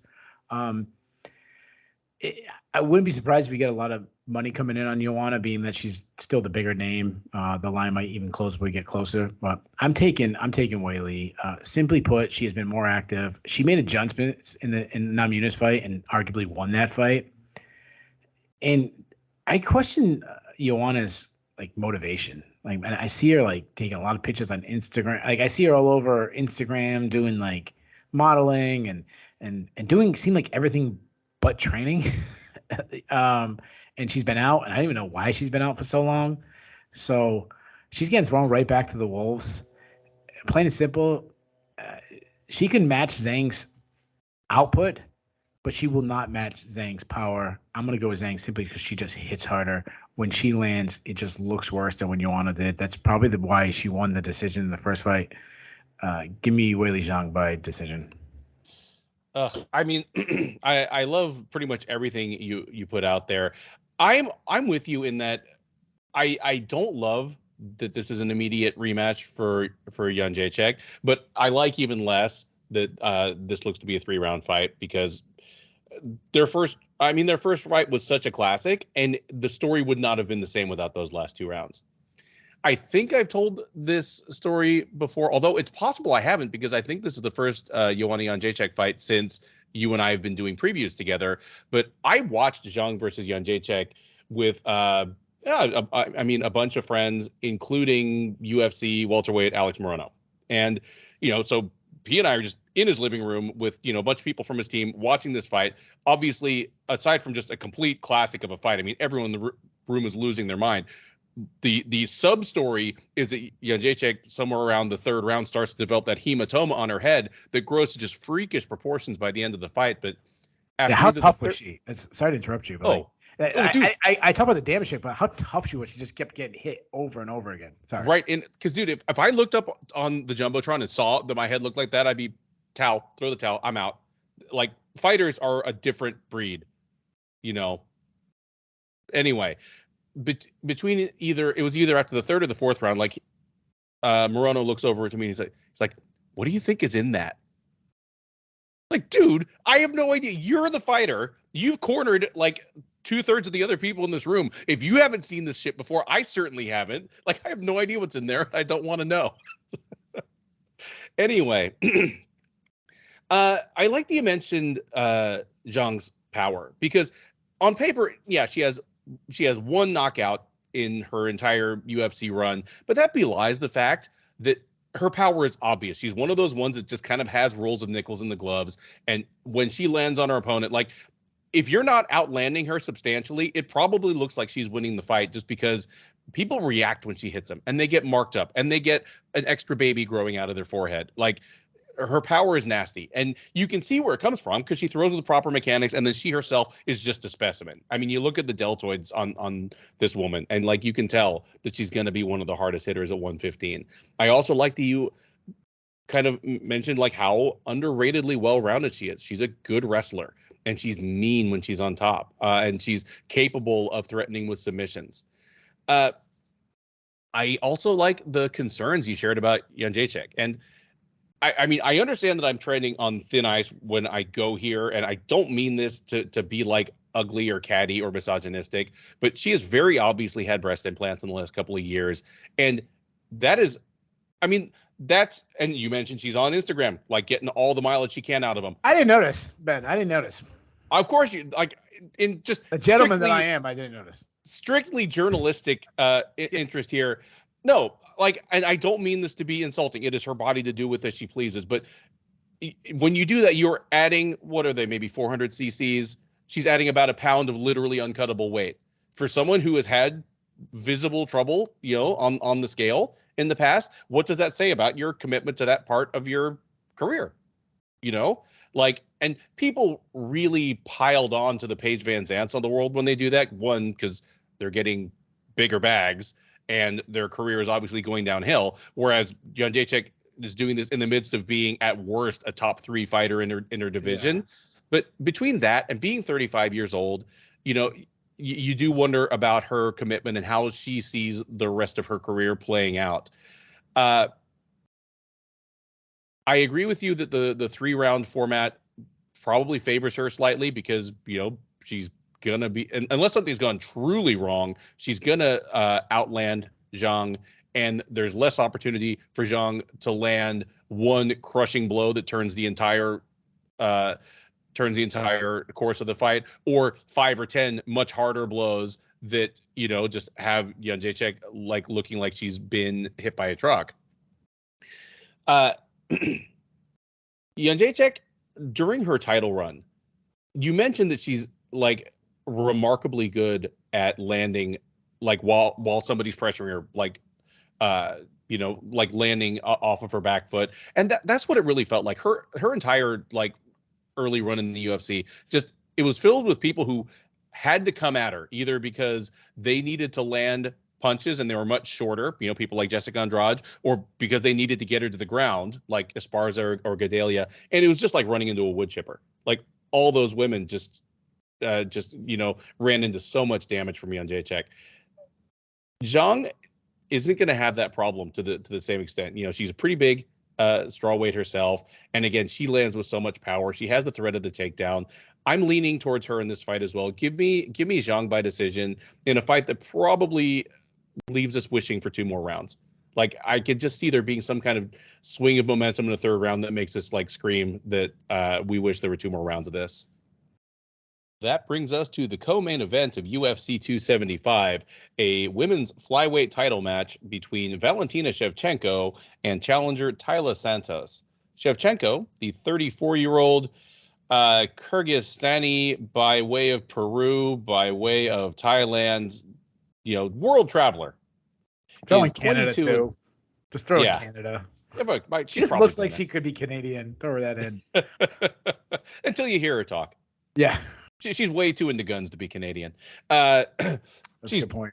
22-3 overall. She is 11-2 in the UFC. Most importantly, she is a perfect 8-0 at flyweight. Having beaten Jedrzejczyk for the title, vacated by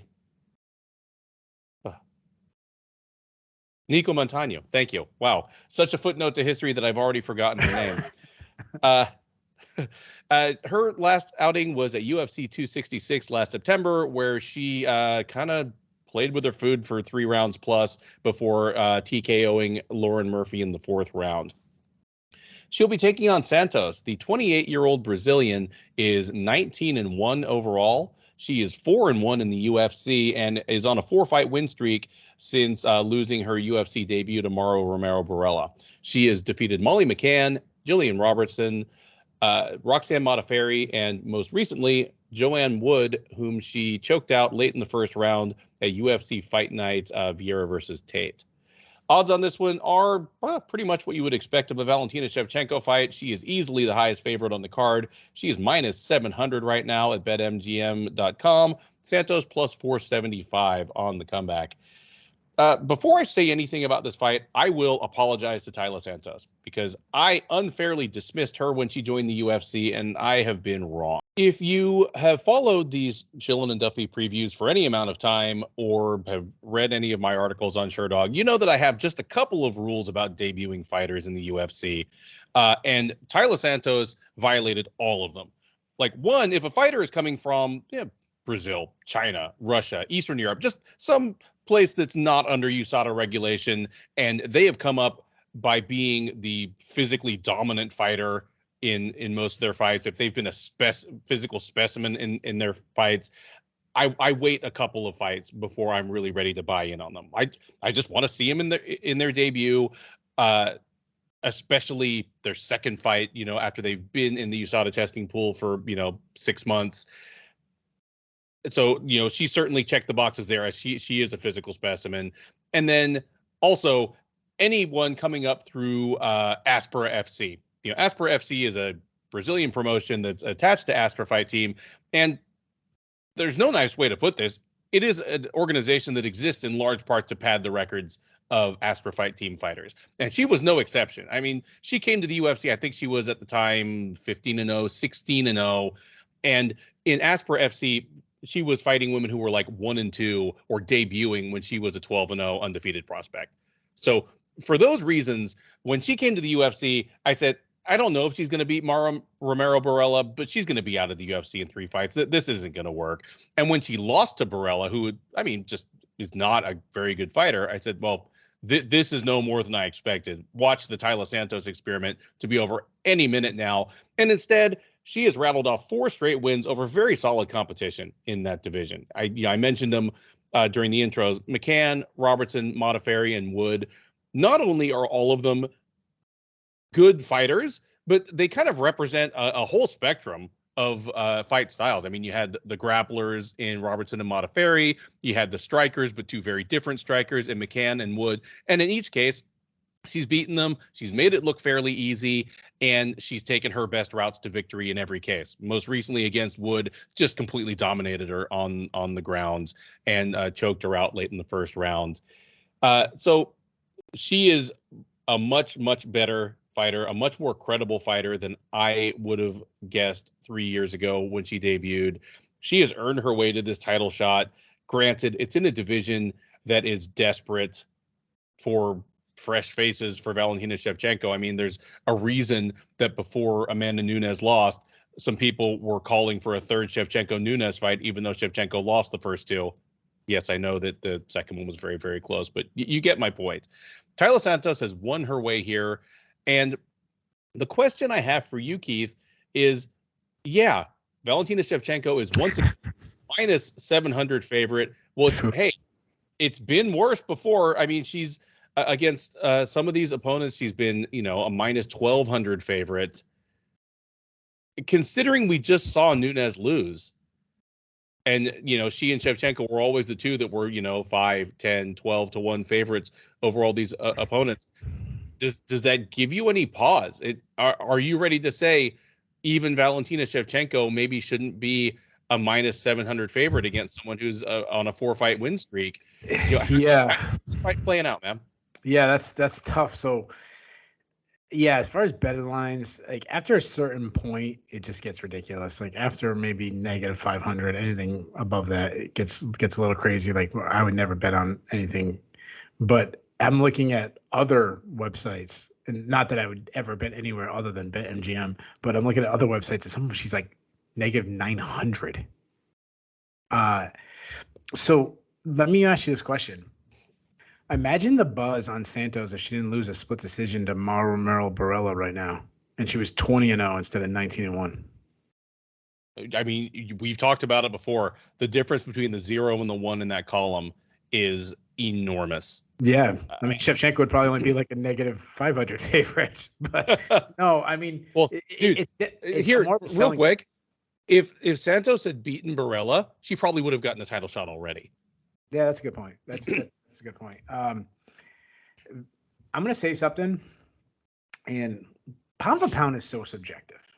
Sure. Really, I mean, we do it for Sure Dog. We do it because the listeners like, or I should say, the readers like reading.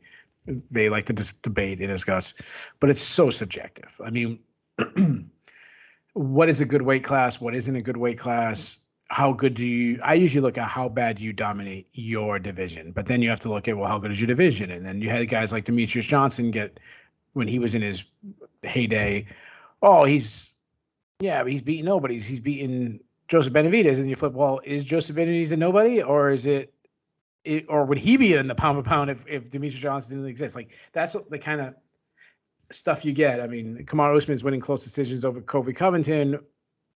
Alex Volkanovski's demolishing the Korean Zombie. Why is Usman over Volkanovski? It's like it's so subjective.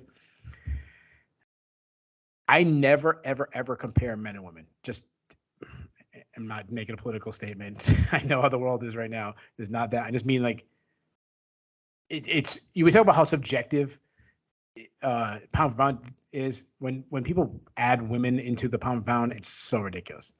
That said, I think she is the pound for pound best fighter in the world. She is the most dominant athlete in a division in anyone, regardless of weight class, regardless of gender.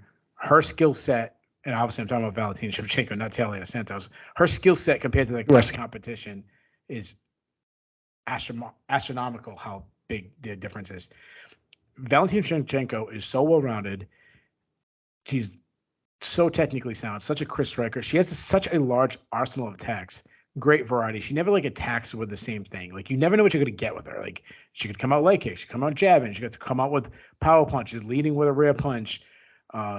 She gonna come out grappling. You never know. Like if you write down the attributes and the skills of a fighter down, like okay, head kick, jab, power, like whatever. She checks every single box. I mean, that's how good she is. I mean, high output, fast, precise, arguably the best jab in MMA. She understands range so well. She's so good at getting in and getting out of range flawlessly without getting hit while hitting, landing herself. Some of the best feints in the game. She sets up traps with these feints that she knows she's going to expose later on in the fight. And great timing on her opponent, like picking up their timing. One of the things I've always been impressive is that she doesn't counter leg kicks with checks. And I said this about it before. You throw a leg kick at her, she's going to time with a left hand right down the pipe and crush you, or right hand, because she can fight out of both stances. Everything you say about her stand up, her ground game is even better. All right, she has great clinch throws, takedowns, amazing top control. Smell each. Valentina Shevchenko takes someone down, the round's over. You're not getting back up. She brutal ground and pound. She has 7 submission wins, including submitting the current bantamweight champion Juliana Pena. Valentina Shevchenko. All right, let me ask you this. To side note a second. If Valentina Shevchenko, Manny Nunes gets hurt, Valentina Shevchenko steps up, fights Juliana Pena. How much of a favorite is Valentina Shevchenko moving up a weight class against Juliana Pena, who just beat Nunes, the greatest minus 300. Yeah, just beat the greatest fighter in the history of the sport. Yeah. I think she's a bigger favorite than that. I think she's like 450. Yeah, That's my point. Like that's how freaking good Valentina Shevchenko is. Talia Santos, I like her. I really do. Like the Mara Romero Barella fight, just throw that one out. That is not the fighter that she is. Like that was the worst. Throw that one, as Jay Petrie says, throw that one in the outside garbage because it was a terrible fight too. Yeah, it's a terrible fight, and that was the worst fighter that she's fought in the UFC and lost that. Easily. I mean, it was a split decision, but still, she's a good high volume striker, good output, very Muay Thai style striking, marches down her opponent with pressure. Her volume really picks up as it goes along when she starts tasting some blood. She's got good output, a good cardio to go hard. Like she really is a true like builder. Good sting on a shot. I would definitely say she's one of the harder hitters in the division. I love her stepping knees. I love her hard kicks. I love her front kick that she uses to back up her opponent. She does make the mistake of avoiding pressure by staying on the center line, and her chin is a little high. But you get in the clinch. She's strong in there. Muay Thai background. She's physically imposing woman. She can like lean. She's got her height and her size where she kind of leans on her opponent and grinds them out. Good knees inside there. And then she starts looking for takedowns, body lock takedowns, or she's just kind of one of those ones who push against the cage and then just drop down on the hips and pull the legs out. She will shoot decent entries from the outside. I wouldn't say she's like a collegiate wrestler, but she's a good grappler. I mean, she advances position on the ground. I mean, she out-grappled Miley McCann, Jillian Robinson, Roxy Montefiore. Like, those are good fighters to out-grapple. Good back takes. Obviously, you mentioned her last fight. She submitted Joanne Wood. That one, I'm not giving her too credit because Joanne Wood, she's terrible on the ground. She's really good. Not actually a really good striker, but she's pretty good on the feet. But so I'm not giving her that bad. But overall, she looks better and better each fight. So as far as prediction goes, I like Santos. I really do like her. I think she is really good everywhere. I think she might be the second best fighter in the division. Like I would, if I'm scoring her, striking, grappling, wrestling, cardio, output, whatever. I'm giving her like a B plus, at least a B plus in every category. Her striking is really good. Her grappling is really good. However, I'm giving Valentina Shevchenko an A+ across the board. Like, this is the difference between a University of Rhode Island, University of Connecticut, University of Texas honor student and a Oxford, Harvard, Yale student. Like, there's a difference. Valentina Shevchenko is as talented as anybody I've ever seen in the history of the sport. She has as big of arsenal as anybody I've ever seen. And she just as technically sound as anybody I've seen. But I am the biggest Valentina Shevchenko shill in the world. You know what I mean? I'd expected her to piece up Santos on the feet with her speed advantage. I see her being the one getting the takedowns. Like, Santos keeps talking about how her ground game is so much better, and no one's ever been able to out-grapple Valentina Shevchenko the way she can. I mean, does she have a better ground game than Juliana Pena? Maybe. I mean, she's not a better pure wrestler. She might be a better grappler, but she's not a pure wrestler than Juliana Pena. But whatever. My point is, I expect Santos to get like demolished the entire fight until she basically can't take any more punishment.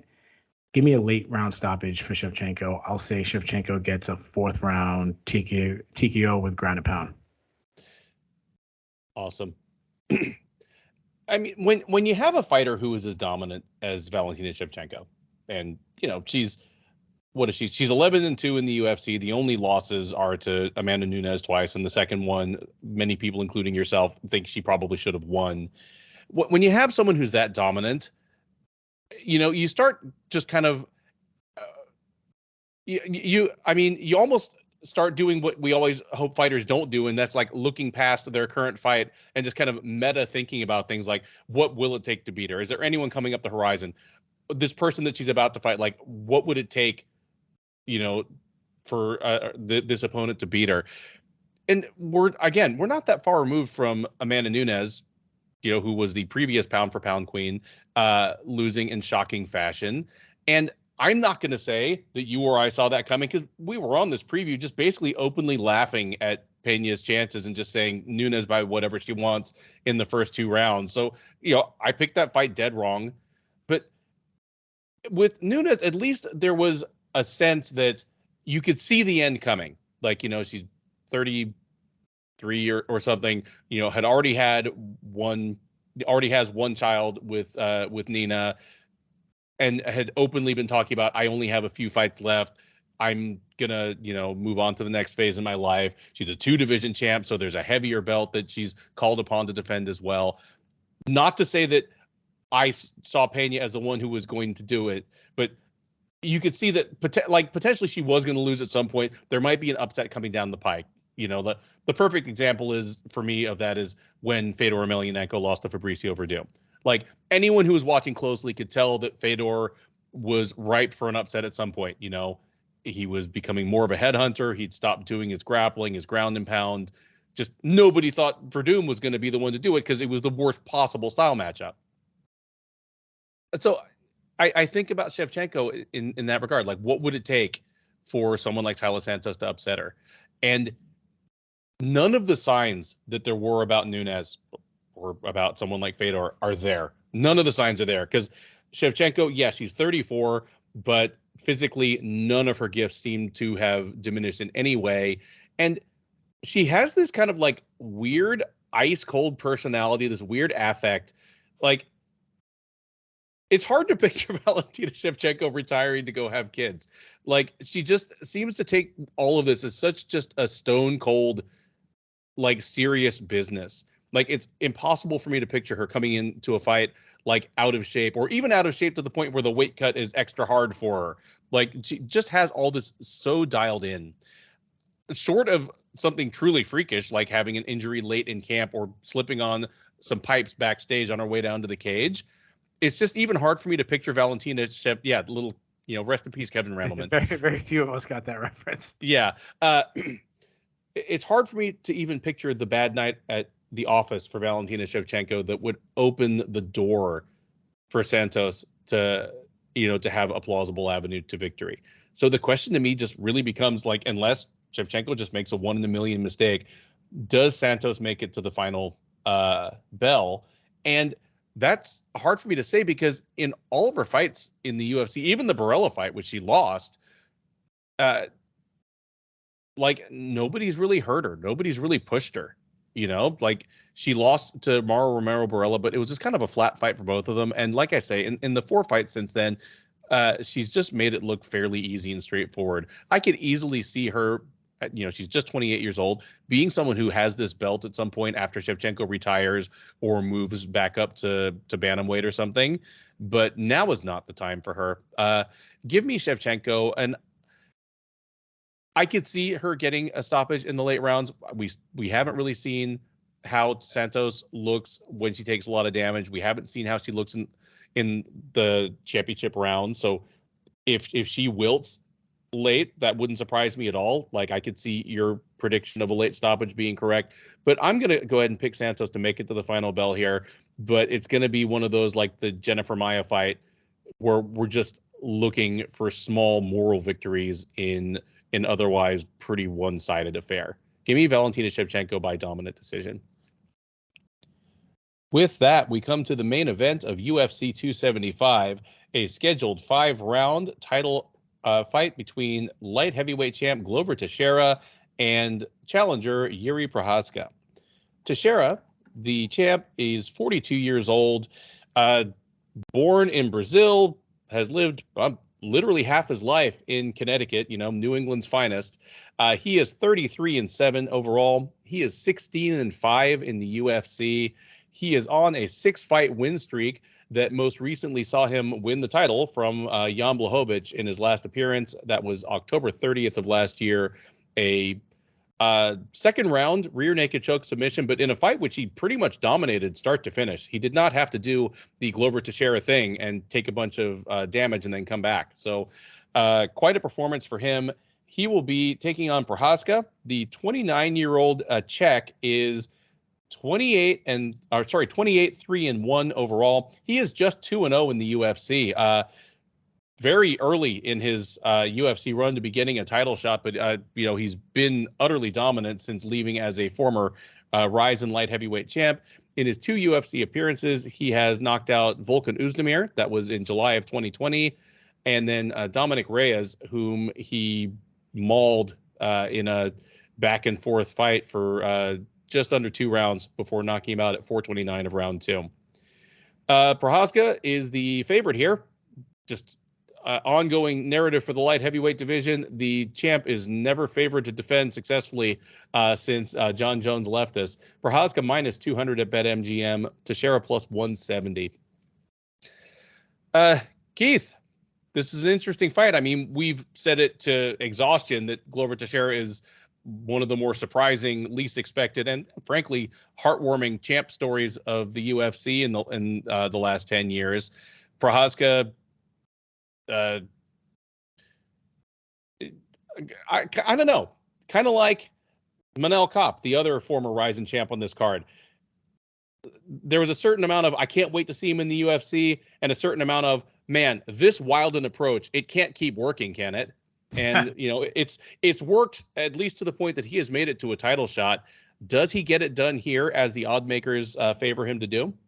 Yeah, so he got a title shot. A lot of it's just like right place, right time, like perfect time. If he came in the UFC 2 years ago, he's not getting a title shot this quickly. So good for him. I want to talk about Glover Teixeira for a second because the fighting him, the card being in Singapore and everything. Like I think about like Tom Aspinall recently headlined a card in his hometown. Darren Till has got that treatment. Like a lot of guys who've done a lot less in the sport. Glover Teixeira is as remarkable as he is in his age to be doing what he's doing, to win a championship, to be better than he's ever been. It's absolutely incredible, and it's such a nice story.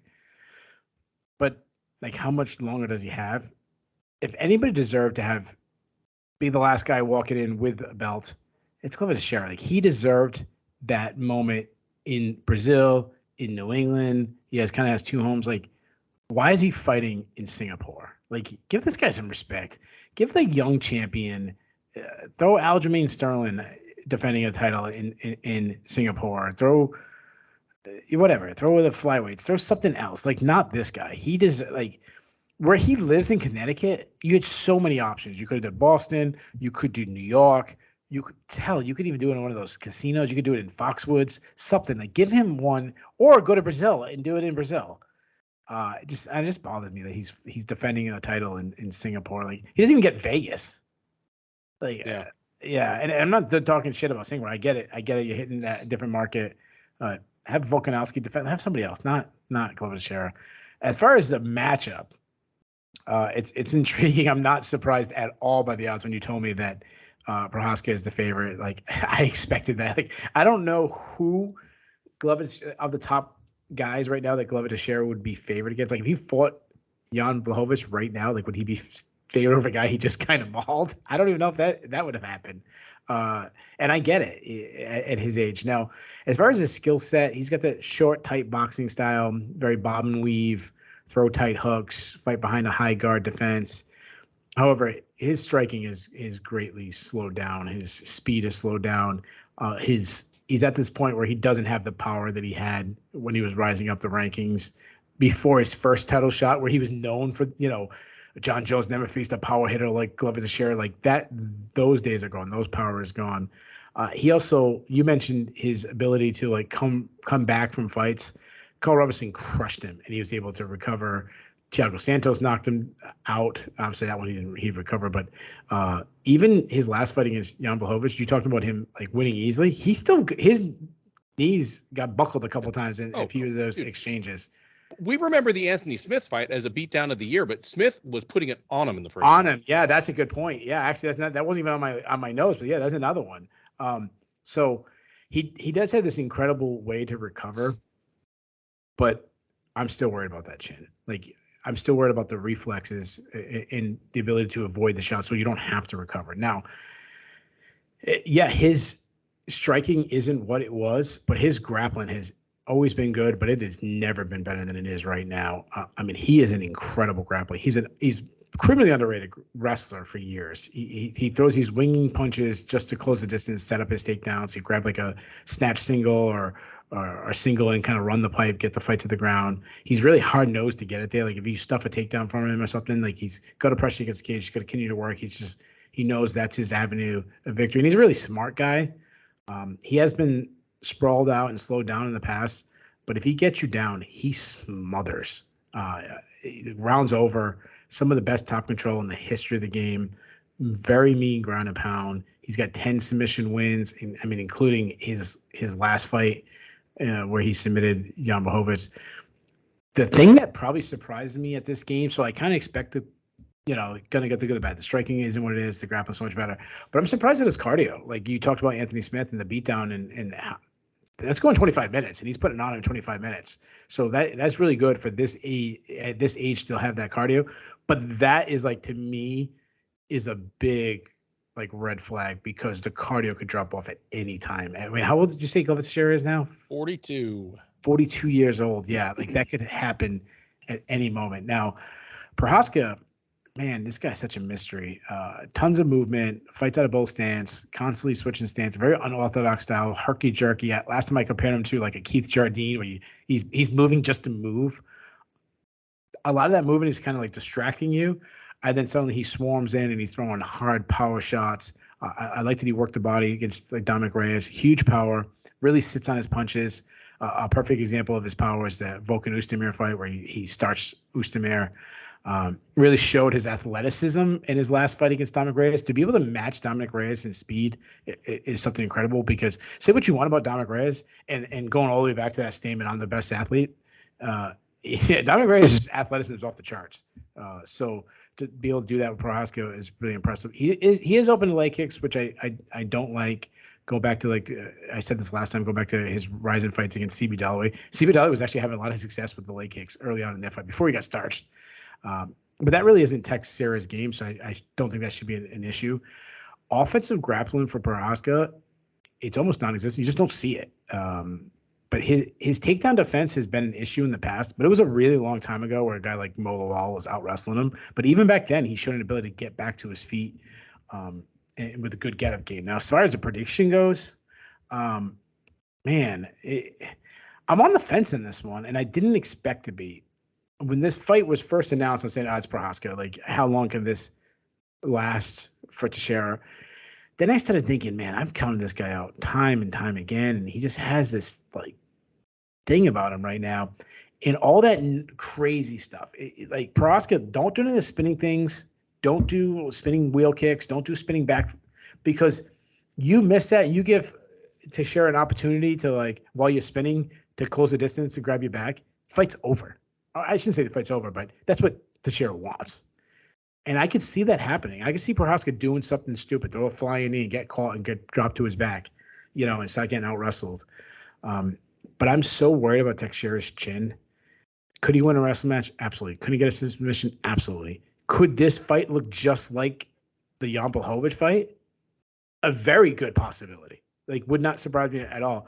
Unfortunately, I'm really waiting for Teixeira's chin to just finally explode and to just drop out of him. I'm also worried about his cardio to drop out of him. And anytime I make fight, not anytime, I shouldn't say anything because I have gone against this, but usually I try to find the skills over the intangibles. The intangibles are all there for Teixeira. I just don't know if the skills are still there, especially on the feet. I'm not sold on Prochazka. I haven't been. But even though I'm not sold on him, I'm picking him to win the UFC title. I say Prochazka catches him sometime in the third round. Give me Anu, Yuri Prochazka. Man, I've gone back and forth on this one as well. I really like your characterization of Teixeira, and you and I have talked before that, yeah, his offensive wrestling and top game just combined is one of the most underrated skill sets in the history of the sport. And part of it is because, he spent a lot of time fighting under the radar while he had visa issues. He famously had to go home to Brazil from Connecticut for like 6 months to get like a visa renewed so he could come back and spend the next 20 years or, the rest of the last 20 years in the US. We joke all the time, but if you want to call him Connecticut's own, that's very fair. But absolutely, we are taking this. Screw you, Brazil. We're taking it. Listen, Brazil. Listen, for a second, side note, Brazil. You have like 1,000 badass fighters. Like, just toss to Southern New England, not New England, Southern New England. Southern New England. Share. Like, just don't make William Knight Connecticut's best fighter. Yeah, like, please.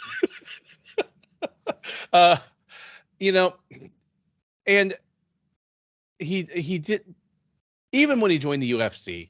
Finally got to the UFC and made his way to a title shot against John Jones. I was like, well, that's a good story, because I wasn't sure he'd ever make it. And he made it to a title shot. He was overmatched by, the greatest fighter in the world at the time, maybe the greatest fighter of all time. But, that was a nice story, and I'm glad he got it. And everything since then has just been pure gravy. And now he's on a 6-fight win streak against solid guys. And he is the UFC light heavyweight champ. I could not be happier, but I'm with you. I'm waiting for the bottom to drop out on this. And Prochazka, the style is not built for the long haul. No. Like, he's on I think a 12 or 13 fight win streak. And the last 10 are all by finishes, and most of them are nasty. Like, I understand where the hype is coming from, but, he's going to take a bad loss at some point. But for right now, he is what the UFC and the fans and I and everybody, he's what we wish Johnny Walker was. Because he's a physical matchup problem. He's huge. He is fast and athletic. He's completely unpredictable, but it's just working. Yeah. And he is a little bit of Michelle Pereira in him. Yeah, exactly. All the spinning stuff, it works to his advantage because, yeah, he's huge and he throws everything with power. But the cliche is the hardest shot is the one you don't see coming. And yeah, it's the unexpected stuff like that he just uses and lamps people with. I'm with you. He could try to throw a spinning elbow or like a wheel kick or something. Teixeira could sniff it out, step in, take his back standing, and all of a sudden, at least that round is probably in the bag for Teixeira. But I think it's more likely that as much as Teixeira has slowed, as much as he kind of depends on like his high guard. I mean, he really fights like an old boxer now. You know what I mean? Just shuffling, plodding on the feet, high guard.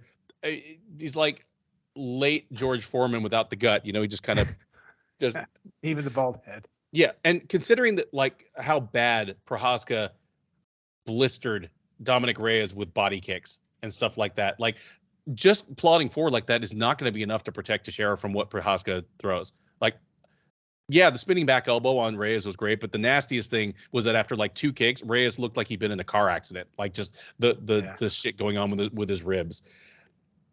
I if this gets out of the first round, I'm gonna start getting nervous for Prochazka, but I'm not sure it does. Yeah. Give me Prochazka by something ugly in the first round, and I'll be happy for him and happy for that story. It'll be sad to see that happen to Teixeira, but you know, the man's already given us so much more than we could have expected. Jiri Prochazka and new by first round TKO for me. Ben, let me ask you this before we close up. Who do you think the UFC is rooting for? Prochazka. Because yeah, I think so. Prochazka is so much fun in the cage, but he's the complete opposite outside. I mean, he has no personality. He has no personality. He's got a weird personality, but it's like, it's not like weird with Diego. It's fun. It's just, they'll make something fun out of it if he's the champ. Like those embedded episodes, we're just gonna have him kneeling in the forest, holding samurai swords in his lap. Like they'll figure out some way. I mean, where's he should be with Connor's touch coach. Play touch button. Ido Portal, like just like like sword fighting with pool noodles in the middle of the forest or something. Or Fabian guy, the Diego Josh Fabia. Fabia, yeah. Just we have Prochazka hanging by his ankles while Fabia should be the touch butt guy, Josh Fabia, and Mike Perry's girlfriend. Oh no! Oh yeah, Mike Perry. I was thinking of who was the guy there with Oh shit! Oh, the Detroit urban combat guy. I can't remember his name either. Or like in Jean-Claude Van Damme or something. Yeah. Oh my goodness. Well, that's it, man. That is the Sherdog Radio Network preview for UFC 275, Teixeira versus Prochazka. I have been your host, Ben Duffy. He has been Keith Shillan. If this is your first time watching, first of all, thank you. Hope you enjoyed it. We do these for every UFC event. Probably, well, we believe the most in-depth breakdown preview in the business. Also, if you're new, you may not know that we do a recap after these events. So this Saturday night, 10, 15 minutes after the main event, we will be live on the Sherdog YouTube page. Keith and I switch chairs, switch hats, not literally. We live like 1,800 miles apart, but he hosts and I get to just talk shit. And we will break down all these fights in reverse order from the top to the bottom, telling you what was good, what was bad, what was controversial. There's always something. The live chat is open during those recaps. So we are taking your comments, your questions, your hot takes. We're asking you what you think should be next for the winning and losing fighters. It's a fun, interactive community there, and we'd love to have you join and kind of show us what you know. Between now and then, thank you for watching. Enjoy the rest of your week and enjoy the fights.